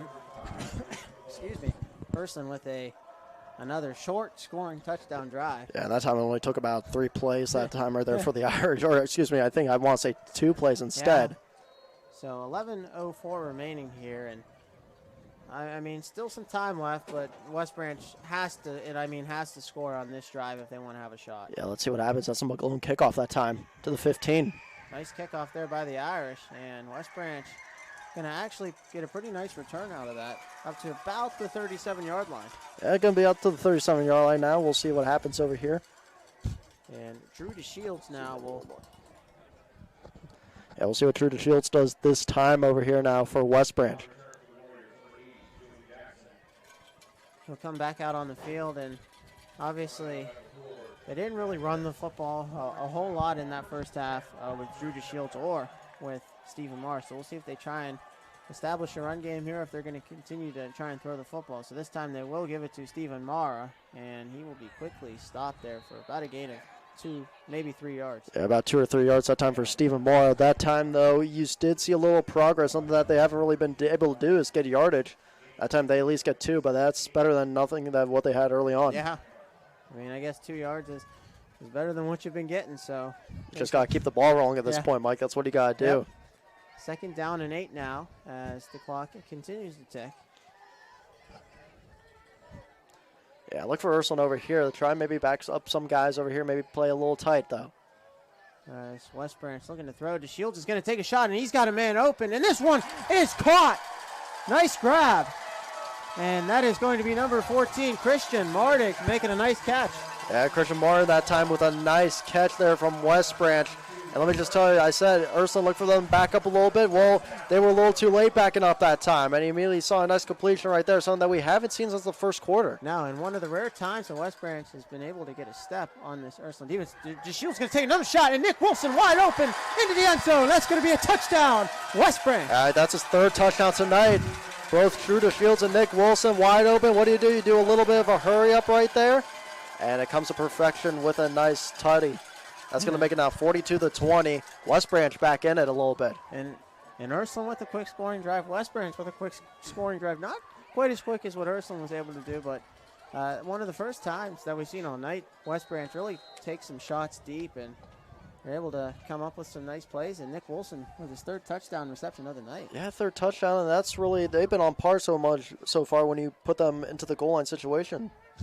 And now on for the extra point, Ben Tolson, who is 2 for 2 on extra points tonight. And Tolson 5A 144. See what he does here. Tolson drives it up, and it's a low boot, but it finds the uprights and knocks it through. It did. Nice hold right there by Hendershot, his holder. And that's going to make it now 42-21 over here. And how about this game so far that we've seen? And once again, Ursuline has been pulling away a little bit, but West Branch comes right back. Yeah, and that's kind of one that West Branch really needed to have, and they just need to get a stop. I think if they can get one stop, it might potentially give their defense maybe a little bit of confidence. And then how about a little bit of advertisement thing over here? Are you looking for a valuable education close to home? Find out how to start your journey in the heart of a city on the rise. Visit explore.ysu.edu to take your first steps today. Youngstown State, we are Y and proud. Youngstown State tomorrow, remember, finishes off their regular season taking on Southern Illinois. Trying to knock Southern Illinois. The Salukis actually out of the playoffs. That team's 3-7. I had my nice little last day, I guess, working since I'm graduating soon with the YSU football team. Let me just say, one of the best group of guys to work for. There you go. Want to give a big shout out to Cole Peterson, Mark Prado, Ty Bull. I know Bull's listening. Also Coach Phillips right there for giving me the opportunity to work for them. And this one, a low boot, and this is returned by Ursuline. And once again, the Irish will have pretty good starting field position. Yeah, pretty good. That was Jacqueline Irving once again on the return that right there. Going to bring it out to about the 44-yard line. And Ursuline at this point, I think you just go, if you're them, you just run the ball at this point. Yeah. You try and waste as much time as possible off here in the third quarter. And you kind of do what everyone does, like North Dakota State does sometimes. Yeah. You just go and you want to go home. That's basically what you want to do at this point. Run the ball and go home. Yep. We'll see if they do that again. So 9:54 remaining brings up 1st and 10, and this will be Man in motion. jet sweep. That's Jacqueline Irving once again. And a nice tackle there, kind of a shoestring tackle there by number 10, Mike Kanagi. Yeah, Mike Kanagi right there with a good trip-up tackle on Jacqueline Irving. Still a good pickup by Irving, though. Yeah. Brian Frasco a little slow to get up, but gets up on his own power. So 2nd down and 3, and Ursuline now really just doing a nice job of running the football. And another man comes in motion. Bernie's in motion now. This time it's Shannon, and he'll just have enough for that 1st down. Yeah, and tripped up once again, but just dived forward for the 1st down that time. And Brady Shannon, when you're doing that, and immediately you're back to the hurry-up position after. They have to get some guys off, and immediately West Branch does get a couple guys off right there. That was close. I think one of those guys that got off was Caleb Adams. They had to get him off the field immediately because you knew Ursuline was going to go hurry-up. And once again now, Ursuline at midfield trying to tack on another score. West Branch just trying to get a stop here as Brady Shannon on the quarterback keeper, and he is once again. Nice tackle there by number 2, Nick Wilson, but a nice run there by Brady Shannon. Yeah, another little fake option sweep that time by Brady Shannon, immediately taking it for a nice pickup. A hole opens up once again. They got to run the QB spy a little bit on Brady Shannon because he's been doing that to them, seems like, since the 2nd quarter. Yeah.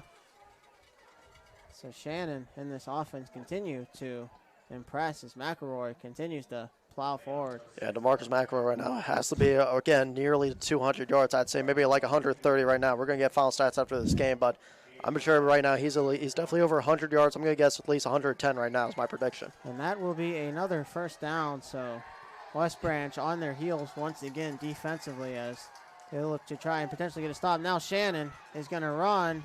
Shannon they run still the spy. scrambling, and a nice job there. Turn the QB spy, but Shannon is intercepted by the West Branch defense, and that's the stop that West Branch needed to make. And that was by number 10 right there, Mike Kanagi. So we talked about Mike Kanagi. There's a flag down, however. Let's see what this flag is. I think it's going to be a legal man downfield possibly on Ursuline, but at this point right there, it's kind of like what I saw on film with the Perry game, in the Shields make. He goes to the left side and then he's being pressured, immediately jogs to his right and then throws a pick. Yeah. That was actually on Perry's quarterback, but exactly what you saw right there, that's exactly what just happened on that point of Brady Shannon. And it seems like that's what he made, the mistakes that he made against both St. Vincent St. Mary and Philip-Angela. You don't see him make mistakes like that. That's a rare mistake by someone like Brady Shannon. He should have thrown that ball away or just go and either take a sack or get 1 yard. And Mike Kanagi had some drops offensively, but a nice job making up for a couple of those drops on the defensive end. As the Shields now will look, and he'll take a shot. He's got a man once again, and just over the arms of, I believe that was Christian Mardick once again. Or I think that's Christian Mardick once again. So trying to hook up with Mardick once again. Again, had a step on him, but unfortunately just out of the arm's reach. Yeah, and Martin was wide open, as you saw it there. Just a little too much, I want to say, cannon on that one right there. If you're Drew to Shields, you got to just lay off a little bit. Yep.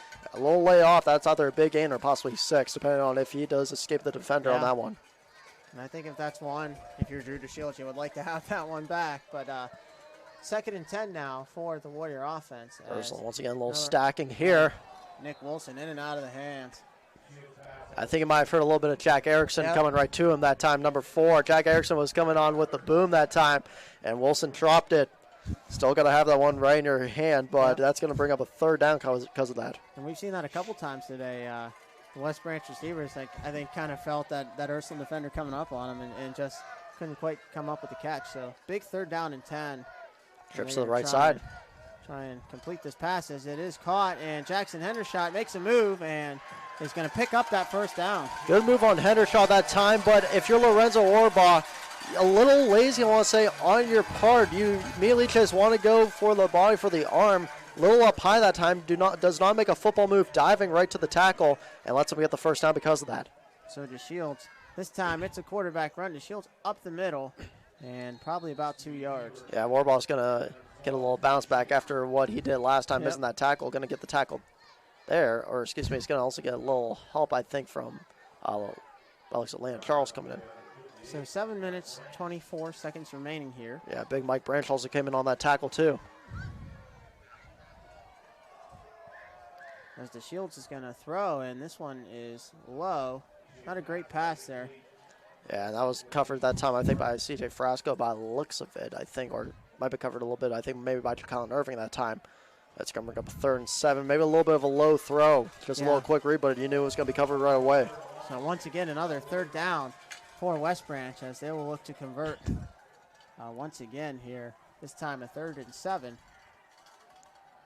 As DeShields looks towards the sidelines. Yeah, excuse me, that was Will Burney right there, by the way, too. Number 2, you got Irving on the right side. And DeShields is going to look. He's going to pump fake. He's going to fire. He's going to take a shot, and this one. There's a flag down, though. And we have a flag down, and I think that's going to be on Ursuline, maybe for some pass interference. I think it is going to be, and the way that the West Branch crowd is cheering, by the looks of it, I think it's going to be on Ursuline. So. Yeah, I saw him get a little too early right there to the receivers. To the receiver. So West Branch catches a break there. Ursuline helps him out. And they called that, I think, on number 2, Will Burney that time. You saw Burney get a little bit of a hand right before they got just right past the line of scrimmage that time before he was able to get open. And because of that, now that's going to be an added 15 yards right there for the 1st down coming up now for West Branch once again. So West Branch moving the ball down the field, that time courtesy of an Ursuline penalty, so that helps them out a little bit. And now they're going to give it to Mara, and there's that running attack, and Stephen Mara able to pick up a nice gain there. And now West Branch starting to implement the run a little bit more here in the 2nd half. This is what West Branch needed to do in the 1st half. Change up your plays a bit instead of going to a one-way play. This time around, instead of being one-dimensional, they're going a little three-dimensional now, changing up every single play that they got. And that time out again, giving it to Stephen Mara, finds a hole after a big pass. And that's something that Ursuline really did well in that 1st half. So DeShields, once again, going to take a shot. Sidelines. Oh, a little juke move that time. And I believe that's going to be number 4, Jackson. Yeah, Jack Erickson that time, I think, for Ursuline got a little juked up on that one.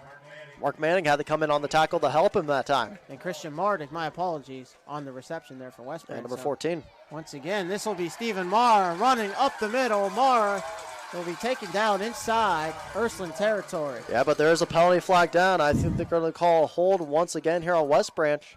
And yeah, you see them moving back. Or we'll see if they're moving back. Might be actually on. Might be on Ursuline. It might be on Ursuline.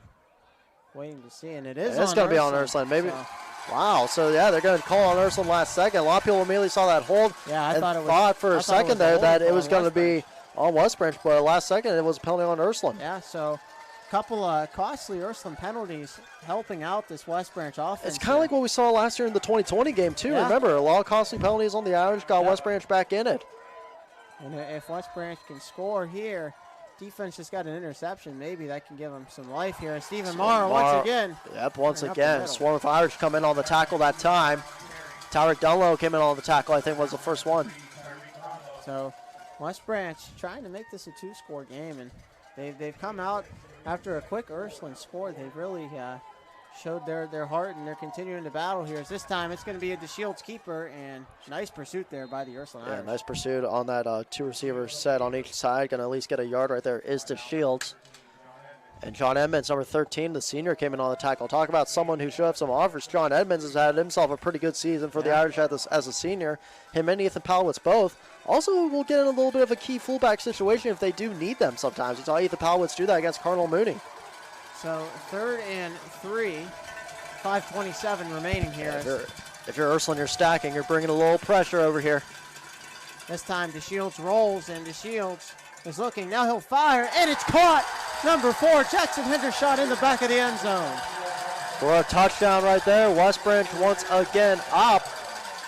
And man, oh man, just what a game that we've seen now in this one. I think Landon Charles was the one, number 20, who just missed his guy there. That's going to make it now 42-27. West Branch coming right back in this one. Yeah, and West Branch continuing to fight.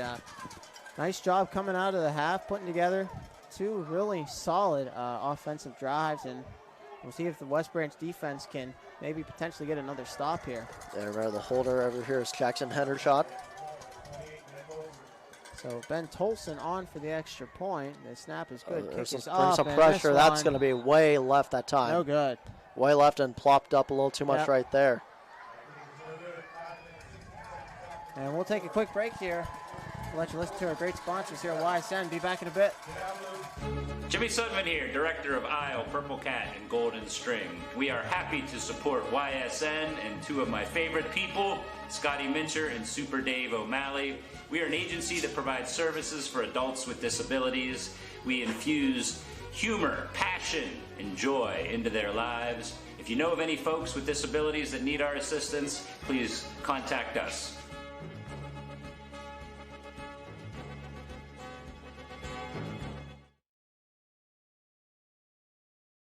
There's just no feeling like when you actually can get somebody in a vehicle that they think is not attainable. I see myself as more of a modern or next generation salesperson.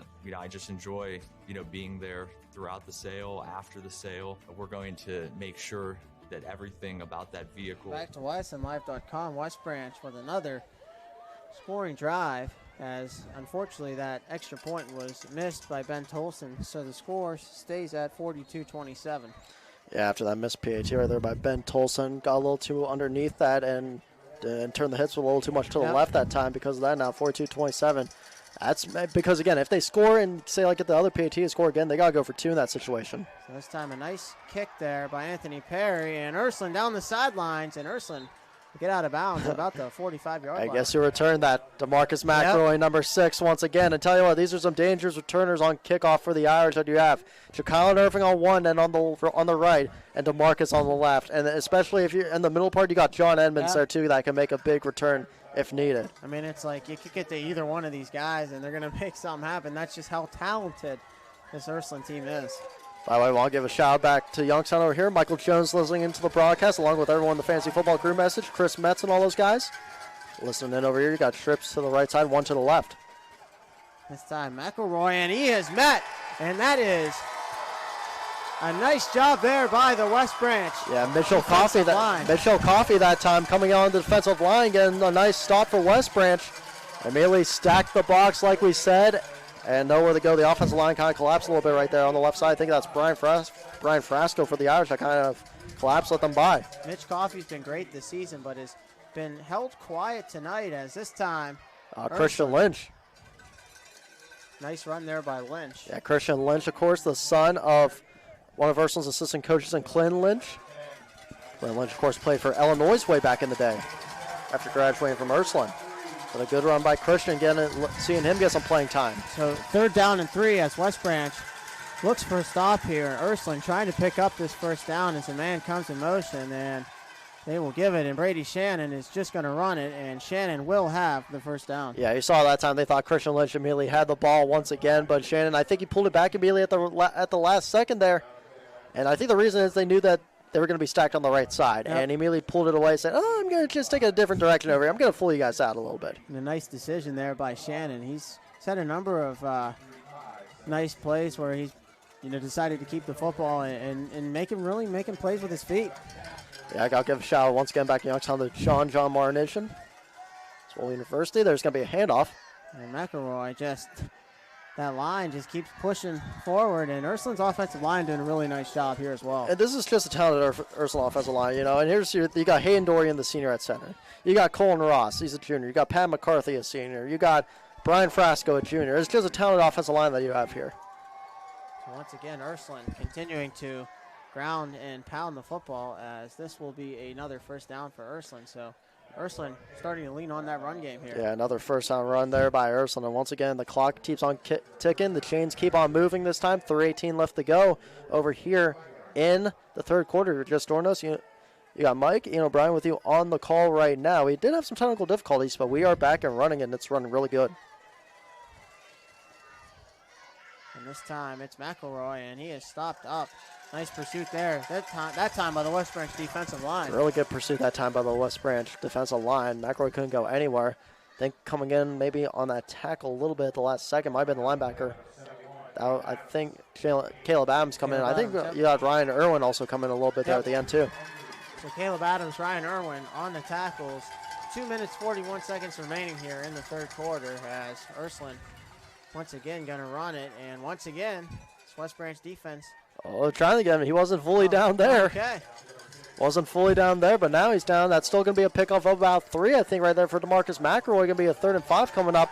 So McElroy making a nice play. What seemed like there's nothing there. Yeah, a little delay on that handoff. I think there was 2 for Brady Shannon. Give it up right to D-Mac. I think there might have been a little confusion, but they still get something. They still have nothing. So 3rd down and 5, and West Branch desperately needs to stop here as this time it's going to be a run, and Ursuline is going to have that first down. Marcus McElroy. Once again, and deep inside West Branch territory. Oh, man. Is that guy something else, something good or what? Breaking tackles left and right there. At least broke 3 tackles. Went to the right side to get the first down. It's going to be a first and goal now over here for the Irish. So first and goal for Ursuline as they try and put up some points here. West Branch just trying to keep them out of the end zone here. As, again, they're just running it down the Warriors' throat. And this time, the West Branch defensive line doing its part.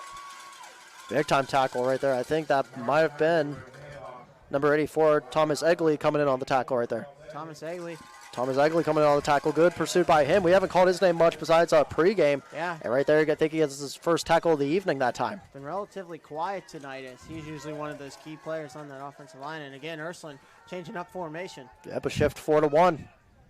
This time it's going to be a run, and nice tackle there by the Warrior defense at about the 10-yard line for a loss of yards. Yep, nowhere to go once again for D-Mac that time, and it's going to be a loss.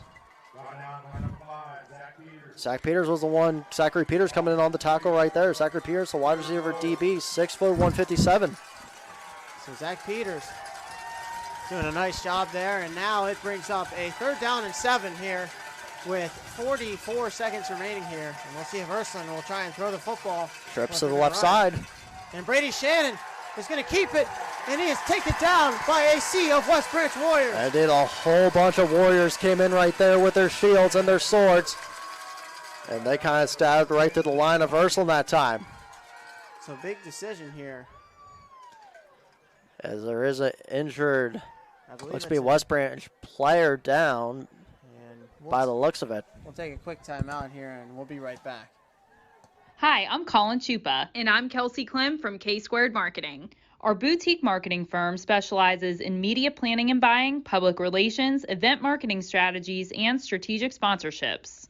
We can integrate our services with your existing game plan, or we can be your entire marketing team. Your goals, our game plan. Let's win together. Call K-Squared Marketing at 330-623-2730 or visit ksquared.marketing to learn more.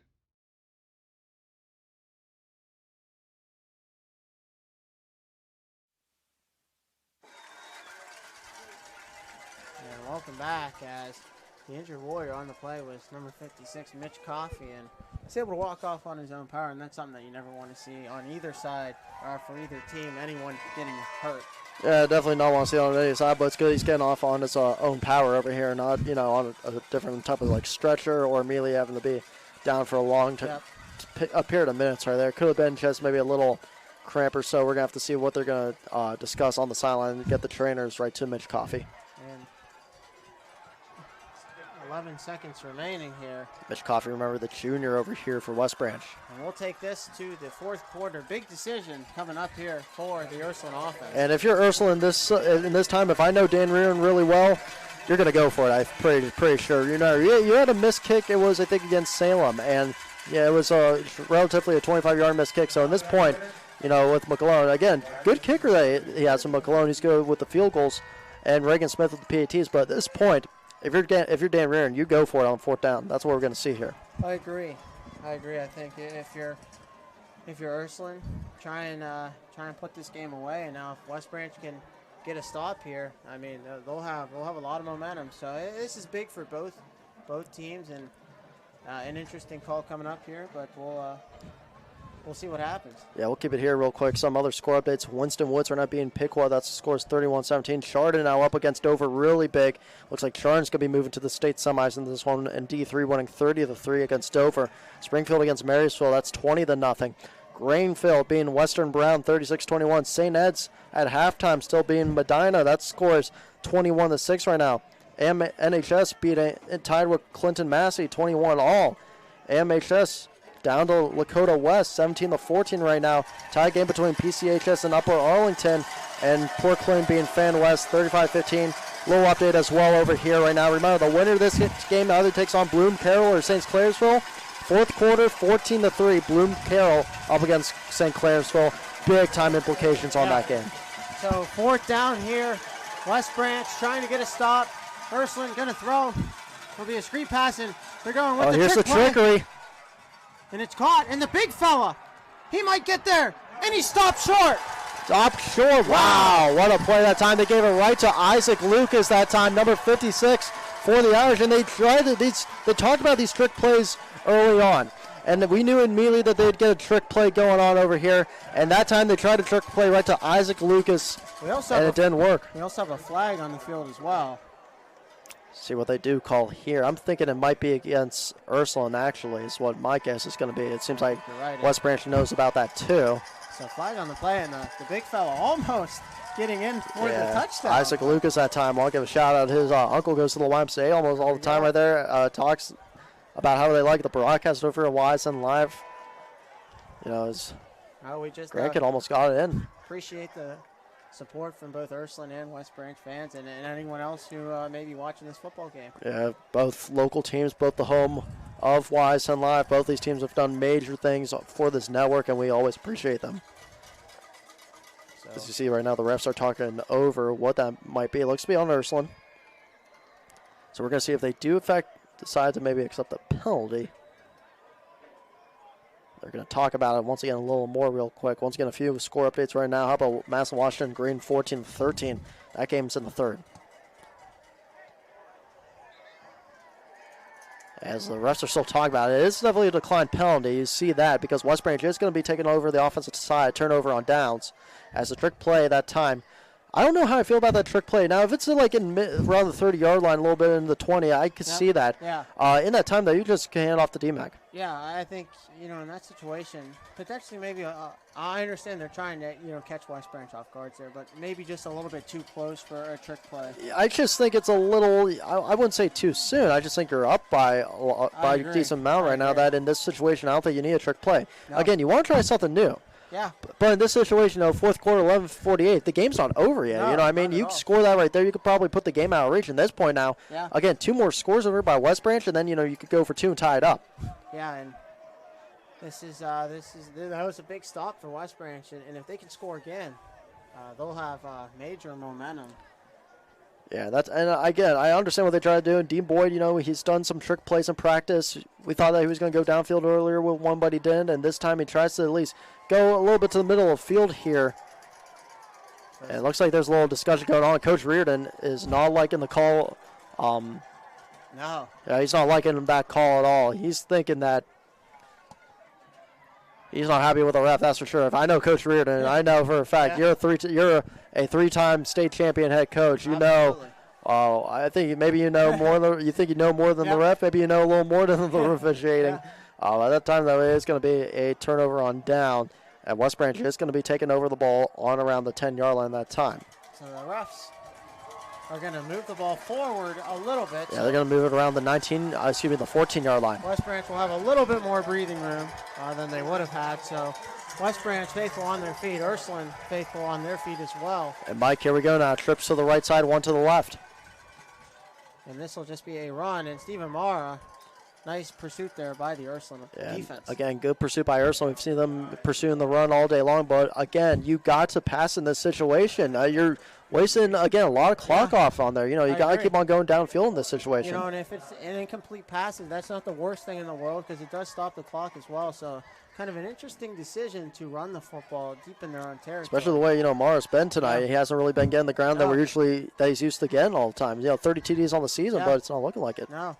So DeShields will throw, and he's got a man, and this one is caught. Nice grab by number 14, Christian Mardick, going up and making a nice crack. And he beat Mark Manning that. Yep, he beat Mark Manning that time. CJ Frasco that time too in that situation. Who tried to come in at the last second, but again, good pass, and that's what they just got to continue on doing. Go to the right, go to the left side. That's where you find your open guys. In fact. And that's good enough for a West Branch first down. Especially on their slant routes. So DeShields once again. This time he can run, and Drew DeShields all day to run. This time DeShields will even get more yards and take it down. Yeah, Jacon Irvin had to wrap him down at the last second there, but it's going to be another first down coming up here for Drew DeShields and this West Branch Warriors team. They got the momentum rolling on the other side now. And West Branch, nice job there by the offensive line, creating a nice hole there for DeShields to run. You saw they kind of brought a little bit of a spy, and then he immediately read the spy and just went around it. And this time, once again, they try and run the football. And another kind of questionable call there as the clock continues to run. Yeah, Xavier Dawn right there was on the tackle. It's going to be a gain of 1 coming up. In the way that Ursuline has been running the football, it's you want to try and preserve as much time on that clock as you can. I understand you still have all 3 of your timeouts, but surprised that they're not trying to throw the football. Yeah, a little assist on the tackle right there, too, was Michael Branch, number 58. So 2nd down and 9 to Shields this time. And it's intercepted. And I think that was just a miscommunication. That could be taken for 6. And taken out of bounds, and Ursuline now with big-time momentum. Yeah, what a pick that time once again by Mark Manning, but I think there might have been a little miscommunication on that route that was supposed to be run that time. As Mark Manning gets the pick for Ursuline, they take over once again the 11-yard line, trying to bounce back now from that 4th down conversion that did not go their way. Yeah, and just a little bit of a miscommunication there by DeShields and his receiver, ultimately ending up in an interception. So, I think one of his receivers right there. I think that might have actually been Christian Mark, if I'm not mistaken, that time. And he looked for him once again, trying a little bit on a little hitch, I should say. That time it didn't work out so good. He missed. I don't know if it was a missed throw or the missed route that they ran. Yeah, but just a lot of miscommunication on the end. So once again, Ursuline now McElroy, and he's taken down. And that's going to be a horse collar. Yep, that's a good call. Yeah, they're going to call a horse collar. I think that once again is going to be on Thomas Egley right there, number 84 that time, and that's going to be a horse collar. Give that another, get that right to the half distance to the goal for a first down.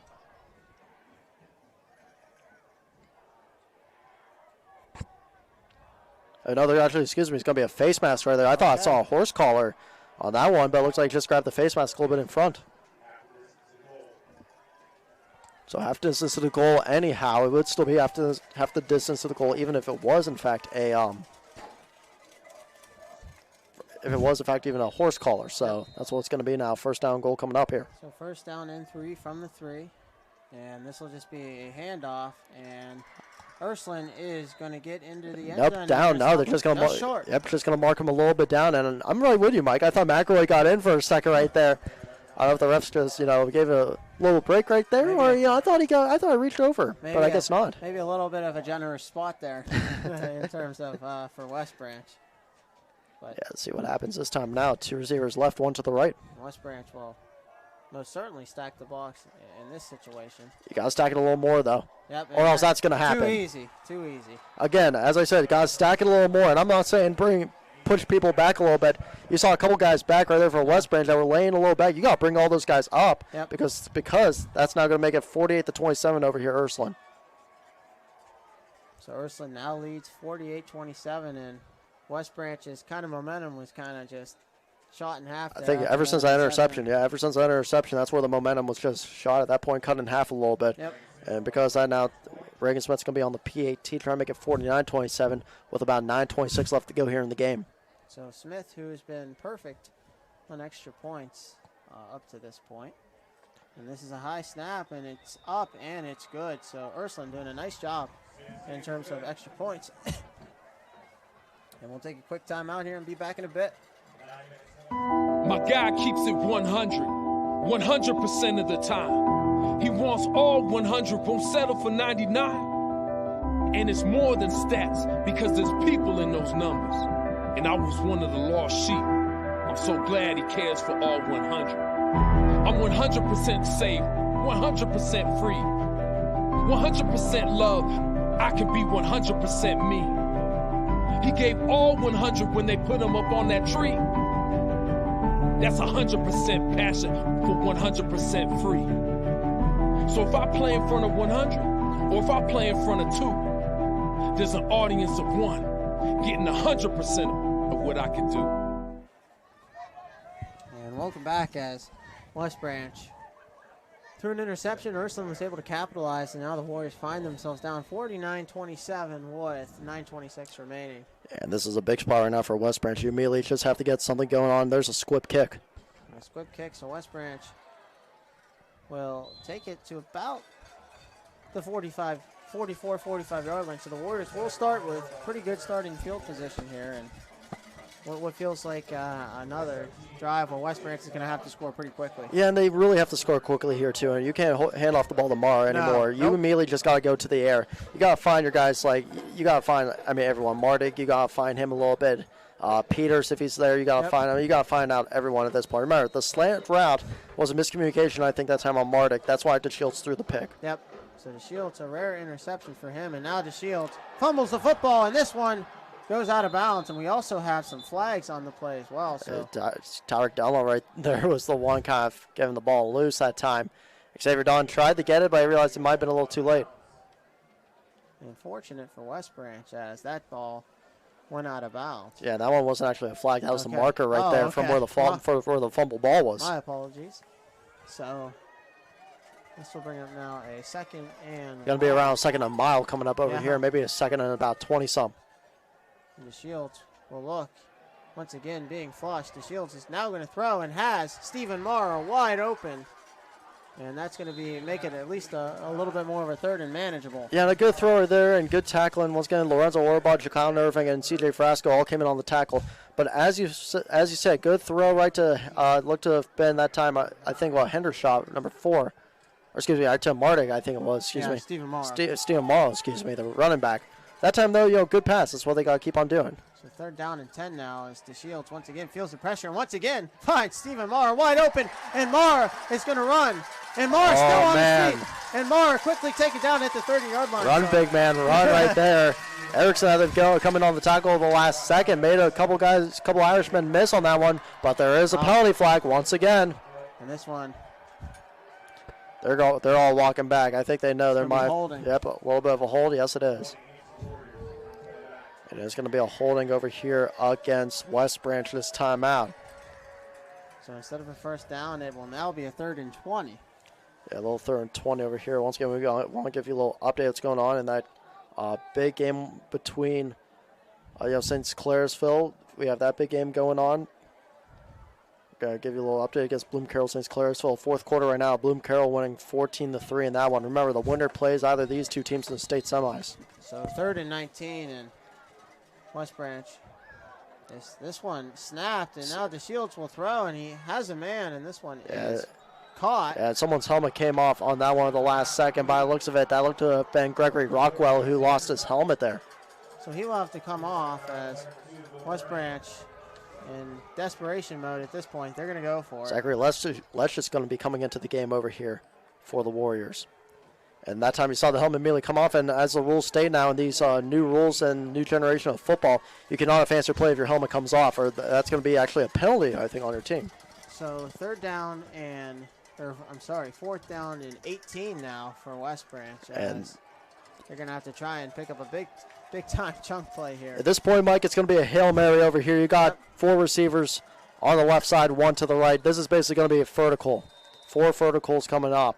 And we're going to get a timeout call, I believe, by West Branch. And we are going to get a timeout over here. And with that, we'll take a timeout here as well. Be back in a bit. News doesn't stop after the sun goes down. Sometimes you just have to hustle to get it. At 21 News, no matter how far it is, no matter what it takes to get there, We're working to bring you the best stories and the freshest content at 11 p.m. with the context and clarity that makes it worth staying up for, no matter what time it is. 21 News at 11 with me, Aaron Simonek, and Derek Steyer. 21 News at 11, news that's worth your time. Every customer has a story, and at Greenwood Chevrolet, we are committed to making sure it ends with you in the right vehicle. I get to be part of somebody's adventure, whether it's buying a car for the first time, helping them get approved, or finding the perfect car for their budget. I'm proud that people trust me with their finances. They trust me to take care of them, and they trust me with their story. I'm Tracy, and I'm ready to go the extra mile for you, only at Greenwood Chevrolet. And welcome back, as it is desperation time on a 4th and 18 here for West Branch. 4th and 18 coming up, desperation time. I think you're being a little nice there. This is basically, be win or be eliminated type of time over here. I agree. And this time you're going to go 4 verticals, and you're going to have 4 receivers, left, 1 right. So the Shields will throw, and he'll take a shot, and this one is... What's that? Caught! They're saying... And we got pass interference. That'll be on Ursuline. That is going to be a flag, and I think it was caught either way. What a catch that time. Yeah. And Ursuline is signaling like it's going to be against West Branch. Tucker Peters was one on the catch, and the fans, I think, are booing. And could this be offensive pass interference? I think it might be, actually, right there, Mike. See what they say. And, Ursuline's coming off the field. I think they know it's offensive pass interference. So it will be a turnover on down, so. Wow, and what a situation you have right there. You have the opportunity that time, and it's a good throw. It's going by DeShields. It goes up top right to his man, and that time, though, just a little push off. They're going to call it, and that's going to be a pass interference because of that. And that's just, again, the mistakes that he had, the pick, because of the miscommunication slant route. And now you have the offensive pass interference, 2 chances that you could have had, maybe going down the field of some sorts. Because it was a good catch, too, when he made it. So 7:32 remaining here, and Ursuline just about has this one wrapped up. As this time it'll be Brady Shannon, the keeper, and Shannon to the end zone. Yeah, he's gone. Touchdown. Exclamation point for the Irish. Yeah, the UCF commit for baseball right there, still showing a little bit of football life left that he has. Tell you what, Brady Shannon, you may have another week of playing football over here in the state semis, depending on what happens, but another touchdown by Ursuline right there, and the ball's been rolling, it seems like, ever since that they tied it up at 14. Yep. So Shannon turns on the Jets there.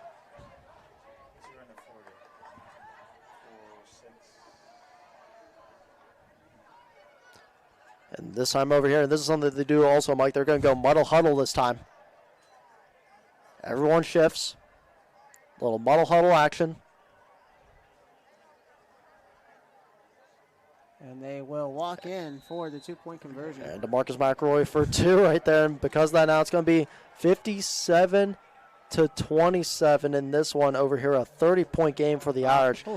And they are just loving this right now. And I tell you what, I think you're going to see maybe the backups coming in there in the next possession. Yep.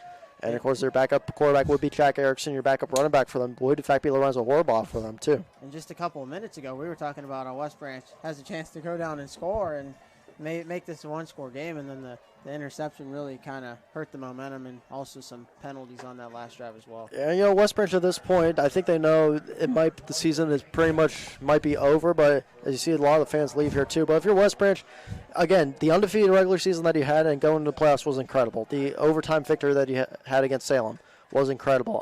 It's a shame to see a season end like that, especially when you were the number 1 seed in D4 Region 13 too. Yeah, I mean, it was a really good season for him, 7-24. Still remaining in this one as this game is wrapped up here. West Branch is all but likely eliminated. And there is going to be a running clock now that we will have since the score is, in fact, over 30. Good kick at that time. Going to be returned out to about the 25-yard line, cuts back to the 30, down at around 34. Oh, and Nick Wilson a little shaken up, but he gets up on his own power. Another nice tackle there by Jack Erickson. Jack Erickson, he's been having himself a pretty good night. He's not the starter on defensively for Ursuline, but he comes in a little bit on some plays, and he does what he's supposed to do. You know what I mean? Makes a really good plays at DB, gets really good tackles, knows his playbook really well, and as you saw right there, has had himself a pretty decent night. Yeah, so DeShields back in the pocket, and he'll go over the middle. This one is caught by number 2, Nick Wilson. Yeah, that's a good catch right there by Nick Wilson once again. Brought down, I think, that time by Erickson. Another tackle by Erickson that time.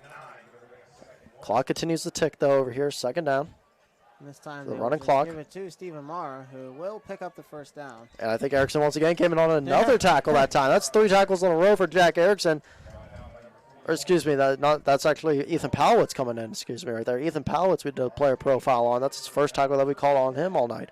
So West Branch again, hurry up to the line of scrimmage. DeShields going to take a shot, and he has a man and just out of the reach of number 14, Christian Mardick. So yeah, a little out of the reach right there. Good coverage by Kylan Irving, and I think that might be CJ Frasco. Yes, it is, number 7 right there in the backfield. Going once again, putting everyone up a little more, knowing that they're going to throw and just doubling up when it comes to just going trying to get to your receiver that time. A little bit of tight double coverage on Ursula's part. Once again, West Branch hurries up to the line of scrimmage, and this one is caught by number 10. Kylan Irving that time. Christian Martin. Or excuse me, Christian Harden on your end. Was in fact tackled actually. Kylan Irving, number 10, did try to come a little bit on the tackle afterwards, but backed off. So 5:44 remaining here with the running clock in effect. So once again, DeShields now bottled up, and he will be dropped for a sack. Yeah, and Drew DeShields that time I think bounced on, or should say bounced right into one of his own linemen, and because that's going to be a 4th and long coming up over here now for West Branch. And Casey Lugers once again coming in on the tackle. Casey Lugers is hype. Look at Casey Lugers right now with his helmet off going to the Ursuline bench. Now, I don't know. Now, in the NFL, they called a penalty flag when Cam Newton, remember, took his helmet off and said, "I'm back." Does Casey Luger? I don't think Casey Luger's got a penalty flag right there. I think he got away with it. So 4th and 7 now for West Branch as they will try and pick up this first down. DeShields is going to take a shot and in tight coverage. And that's it is caught. Wow, what a catch that time. My, oh my, what a catch. What a throw by Drew DeShields. And that is Nick Wilson for his 4th touchdown catch of the night. Now, I'll tell you what, I know it hasn't been really the night that West Branch has wanted, but those two have been on the ball, seems like all night long. Every single time you see them, it's always sharing the ball with each other. It's almost like that McNabb-T.O. comparison. If you go way back to 2004, that's what it reminds you of between these two. What an athletic catch there by Nick Wilson. A nice little dynamic duo that time.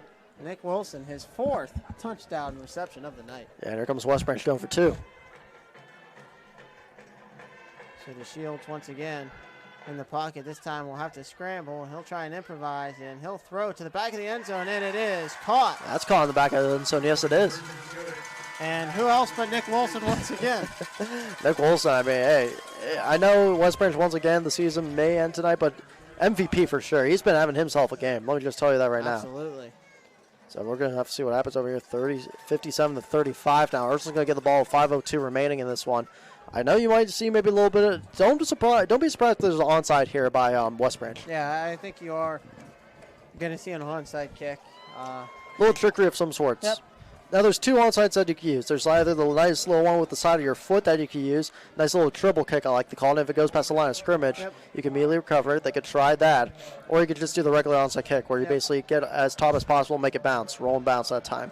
I say if you're West Branch, honestly, I know kickoffs haven't really been. I won't say it's been more squibs. I say you try the triple squib and see what happens over here. You try and get the ball back. Yep. So West Branch going to go with an onside kick here. I think they got a little confused which side they were on, first of all, there. They didn't see the referee there for a second. They're like, hey, are we shaking hands already over here? Or am I supposed to be on this side? Are we moving up? So West Branch will try the onside kick, and this will be the freshman, Anthony Perry, trying to deliver some sort of magic here for the Warriors. Let's see what Anthony Perry does here. Right now, a little update once again. Bloom Carroll, St. Clairsville, 14-3 once again. And guess what? That is, here's the onside, actually. And nice job by Ursuline to recover it. I think that's going to be recovered by the looks of it by Dylan Starry, the tight end. Number 11 is going to get the recovery. And guess what? We got a final over here. So if Ursuline hangs on, they will face Bloom Carroll, the Bulldogs, who have an undefeated 14-0 record, by the way. And that's going to be probably next week's game pending what happens here. Bloom Carroll right now, I mean, tell you what, this is a team that you want to take a look at. This is a really talented team. And by the looks of it, a team with a very talented defense. Once again, 57-35 right now here, 5 minutes remaining.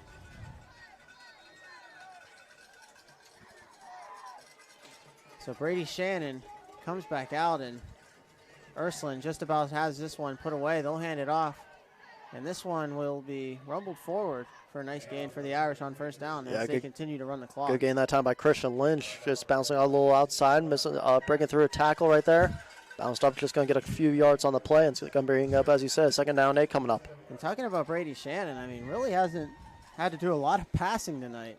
Yeah, he really hasn't, but again, the running game's been working to perfection. Hasn't really been, besides that one forced pass he made, it hasn't been a bad night for him. No, not at all. Ursuline they continue to run it down West Branch's throat. And DeMarcus McElroy back in a little bit too right there. I don't know. In my opinion, with DMAC at this point, I think you have to take him out. I know the running game's been working, but Christian Lynch is also a fast running back. I think if you want to be healthy, you got to, take DMAC out here a little bit. I agree, especially when you're up, 57-35. You got this one wrapped up. You don't want to see, some sort of injury as they are going to give it this one. Yeah, once again, the Christian Lynch, but there is a late flag coming in. Might be on the Irish, maybe a holding call. And we'll wait to see the call from the officials, but by the looks of it, I believe it's going to be a holding and maybe a face mask, offensive face mask. I think it's going to be holding. Yeah, they're just going to call. They're just going. Oh, you're good, Mike. Don't worry about it. They're just going to call a little holding right there, and they're going to just go back to where they were, maybe just 10 yards less for that, as there's 4:02 left remaining over here in the game. Once again, if you're just joining us, the winner by looks at who looks to be Ursuline at this point will be taking on Bloom Carroll, who just beat St. Clairsville 14-3, and that is an official final that we are getting to. So that's going to be your state semi matchup for next weekend, and that's going to be, I think, one of the best matchups in Ohio to look out for, especially in D4 not Region 13 anymore, because both of the regions are mixing and matching at this point. Yeah, and that's going to be a good one for sure. I think you're going to get to see Bloom Carroll's defense, who's really talented against this really talented Ursuline Irish offense. And that's going to be one of the questions. Can DeMarcus McElroy get past a lot of D1 players that Bloom Carroll has? That's going to be one of the biggest keys. He was able to do against Glenville, but what about someone like Bloom Carroll? Yeah, and Bloom Carroll, one of those programs that always has pretty good football. One of the more historic programs in the state of Ohio, especially in Division IV. Yeah, really historic program between this team over here, 14-0. Once again, Clairsville was also a good team, but that match came to the defensive side. So 3:14 remaining as West Branch has it bottled up, and it's going to be a nice tackle there. That's going to be courtesy of Ryan Irwin, one of the first guys in on the tackle. Yeah, tackling Christian Lynch that time, and you saw Nick Wilson come in the last second trying to throw Lynch down in that pile. As the clock continues to tick over here, about 2:50 left to go in the game. As you're just joining us over here, it's been all Ursuline since the second half over here. A little bit in the first half, too, you may add.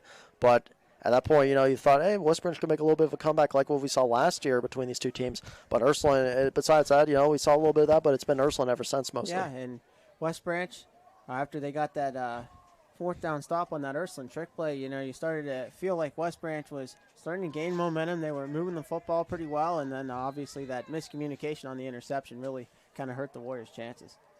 Yeah, seems like we got a little timeout right there. A few other score updates. We got to look. Baden beats Bellbrook 21-9. We got that. Winston Woods beats Pickwood 38-17. Final over here. Chardon beats Dover 31-3. Wow.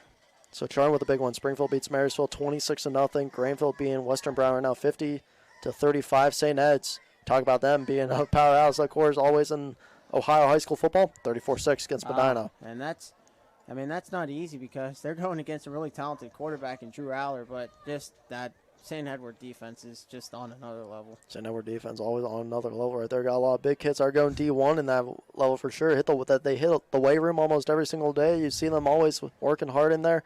They always have a good coaching staff right there at St. Ed's, and you've seen that immediately.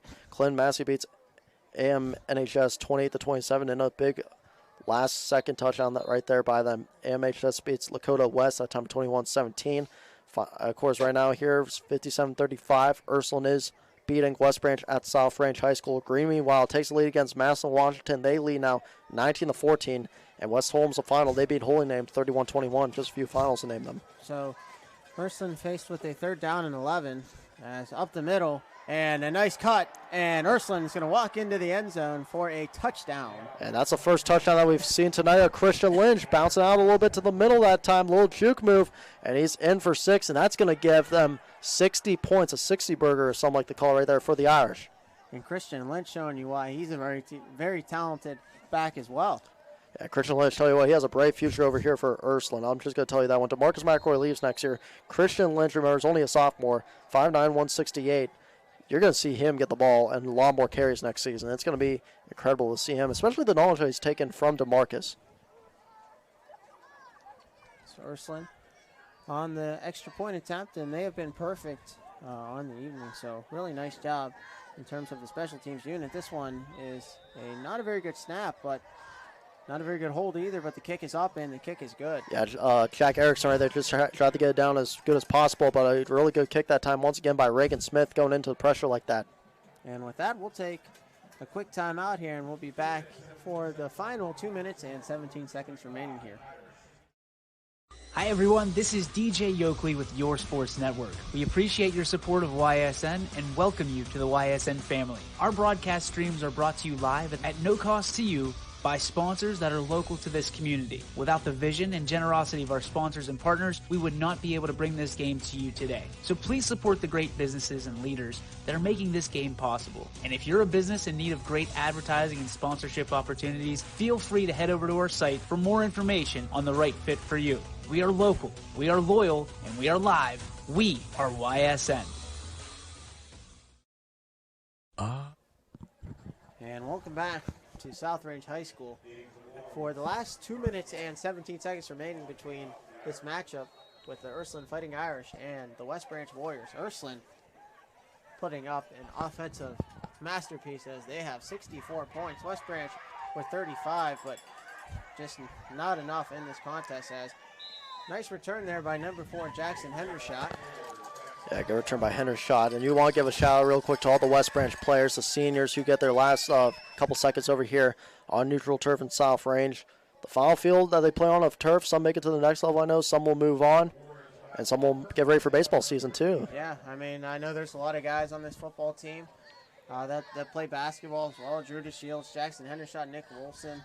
All three of those guys will be suiting it up here pretty soon on the basketball court as their football season comes to an end, as DeShields' pass will be incomplete. Yeah, and this isn't the end that we see of Drew DeShields. He has one more year. Yep. So we're going to see more of him next year in 2022. I think we know he's going to be getting ready for that. It's going to be the last time, though, that we see guys like Jackson Hendershot or Nick Wilson, and that's the last we're going to be seeing them with their talented careers that they've had on the football field. Yeah, they've done so much for this West Branch offense. I mean, you saw Nick Wilson with the spectacular catches. Once again, Drew DeShields and his receiver. That's Nick Wilson this time. Again, just a little miscommunication there. Yeah, we saw that, remember, earlier with the slant that ended up being a pick. And right there, again, you saw a little bit of a miscommunication. I think that time maybe on the route of Nick Wilson that time, although the throw went a little too right. Could have been a missed throw by DeShields that time, too. Just about 2 minutes remaining here, as Ursuline is going to walk away with a victory here in convincing fashion. A nice performance. And if you're at Bloom Carroll right now, you're watching this, you're like, we better get prepared by Sunday. Yep.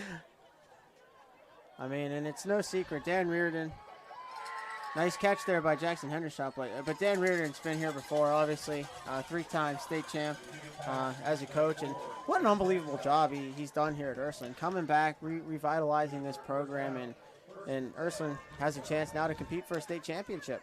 Yeah, Mike, and I'll talk about it after this play, actually. But as DeShields can run, and he's looking to throw, and now throws across his body.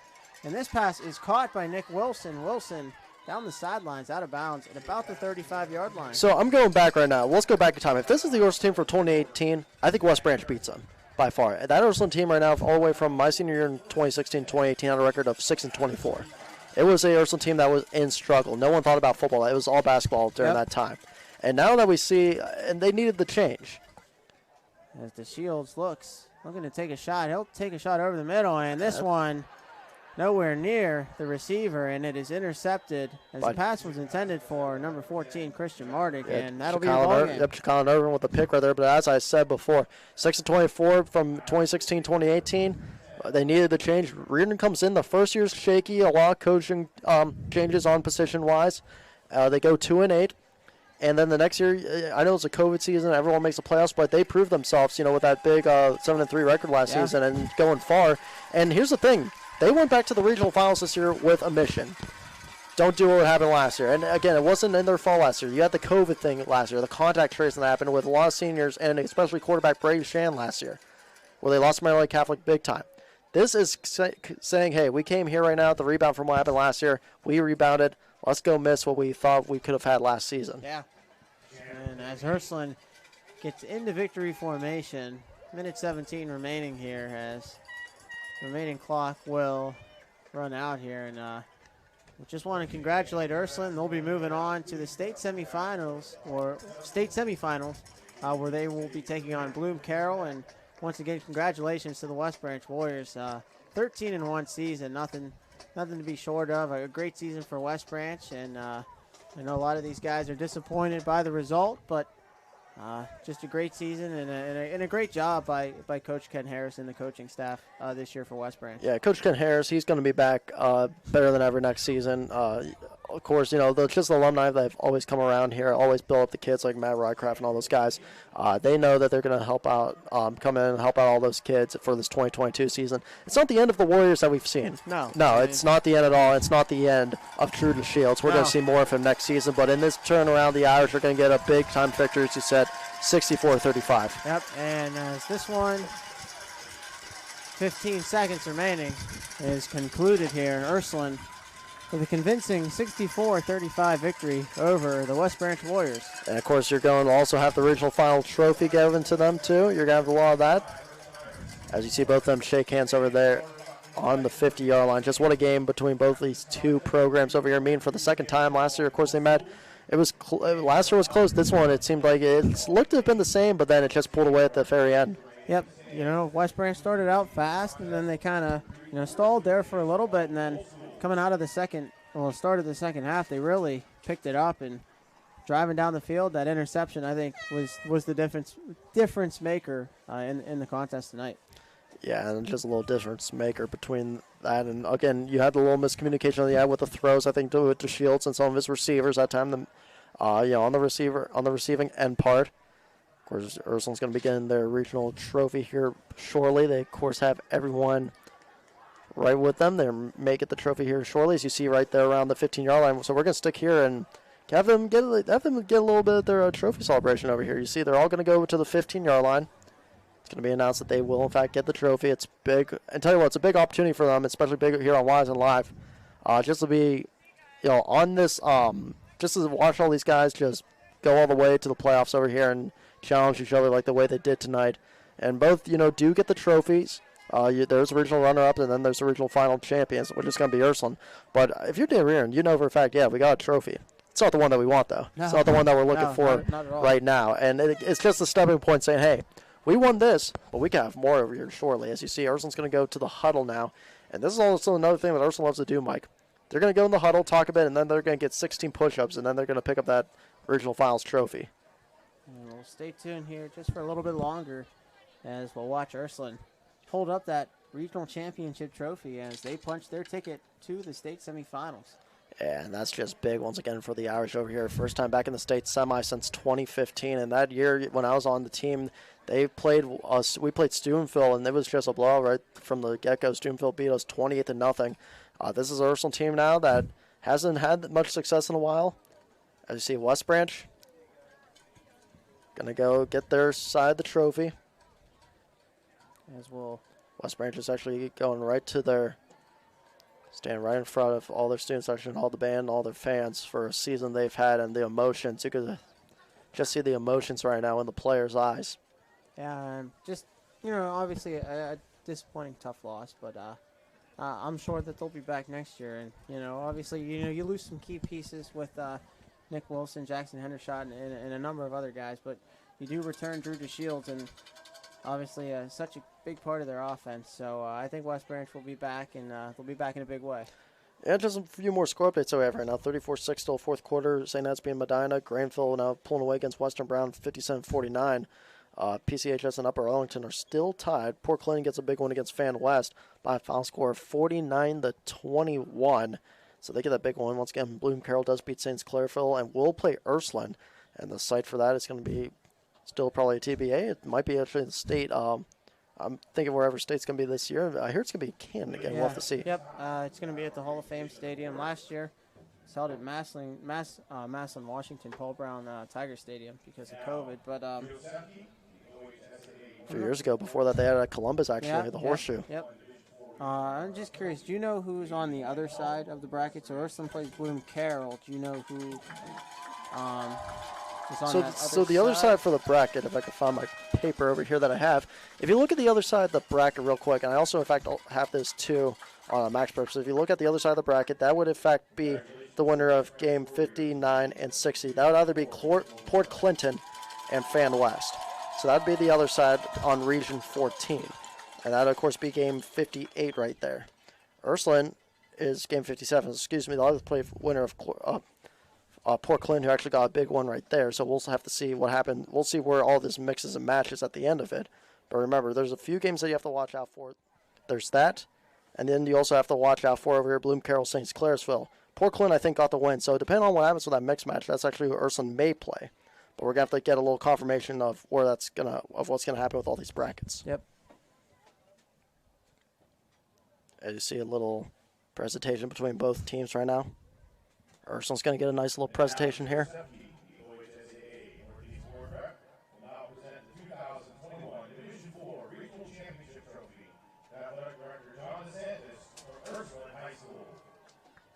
As Ursuline's going to get the regional championship trophy. Their first since 2015.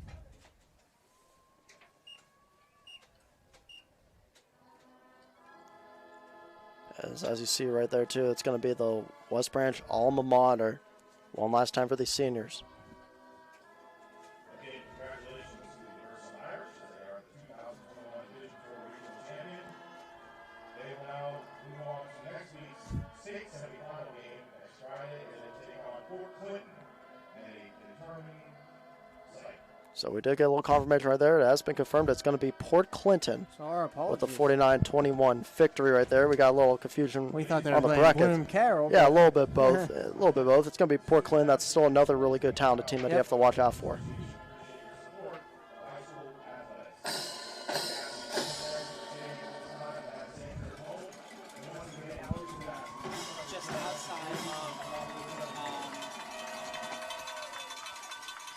Hours away. I know that. So we were just there for this soccer first question. So it'll be about an hour and a half away, should be. And how about that now? 3 hours away if you take that little matchup between those two teams that you're going to face. So it should be around, if you mix both of them together, around halfway or so. It's going to be a long drive, we know, for the Irish. But the Irish will take the regional final trophy. And meanwhile, West Branch over here is going to be taking the runner-up trophy. And we'll wait for the 2022 campaign. Yeah. Mike, your final thoughts on this game? Just offensive explosion by Ursuline. You know, coming into this game, I mean, just how talented Ursuline's offense was going to be. I mean, I knew West Branch could put up points, but I thought it was going to just, come down to which defense could make enough plays, and obviously it was Ursuline, and Ursuline did a good enough job of that. I mean, West Branch, still put up 35 points, which, still a good amount of points here, but obviously Ursuline 64, just an offensive explosion, and Ursuline was just a better football team today. Yeah, a few more. Once again, the score updates are there. Port Clinton does win 49-21. It was the 4th seed against Fan West, who was the 3rd seed, and that's who Ursuline's going to be taking on in the state semis. And you also have another Clinton team who was the 4th seed, being Archbishop. That team, remember, is in fact going to be going to, I think, the 60th spot, and we'll be facing Bloom Carroll. So that's how the brackets are going to mishmash now together. We did not have really much confirmation on it, but now it's going to be a mishmash, and that's how the brackets are going to be. Absolutely, and well, there you have it. Final score here from South Range High School is Ursuline 64, West Branch 35. Once again, we thank all of everyone for tuning into ysnlive.com to watch the game, and we appreciate all your support throughout the season, and we wish Ursuline the best of luck, as we hope that they can come and take home that state championship trophy. We'll see what happens. It's going to be interesting. 2 more games to go for the Irish. One of the teams left over here in the Valley that are still fighting, along with a few others that you'll see tomorrow, like South Range, Springfield. it's going to be interesting to see what happens. As well as Warren JFK as Warren well. JFK too, yeah, in D7. So that's all we have for you today, and thanks for tuning in once again, and we'll see you next time. This broadcast stream is copyrighted by Yoakley Scott Corporation, LLC. Any other use of this telecast, any pictures, descriptions, or accounts of the game without YSN's consent is prohibited.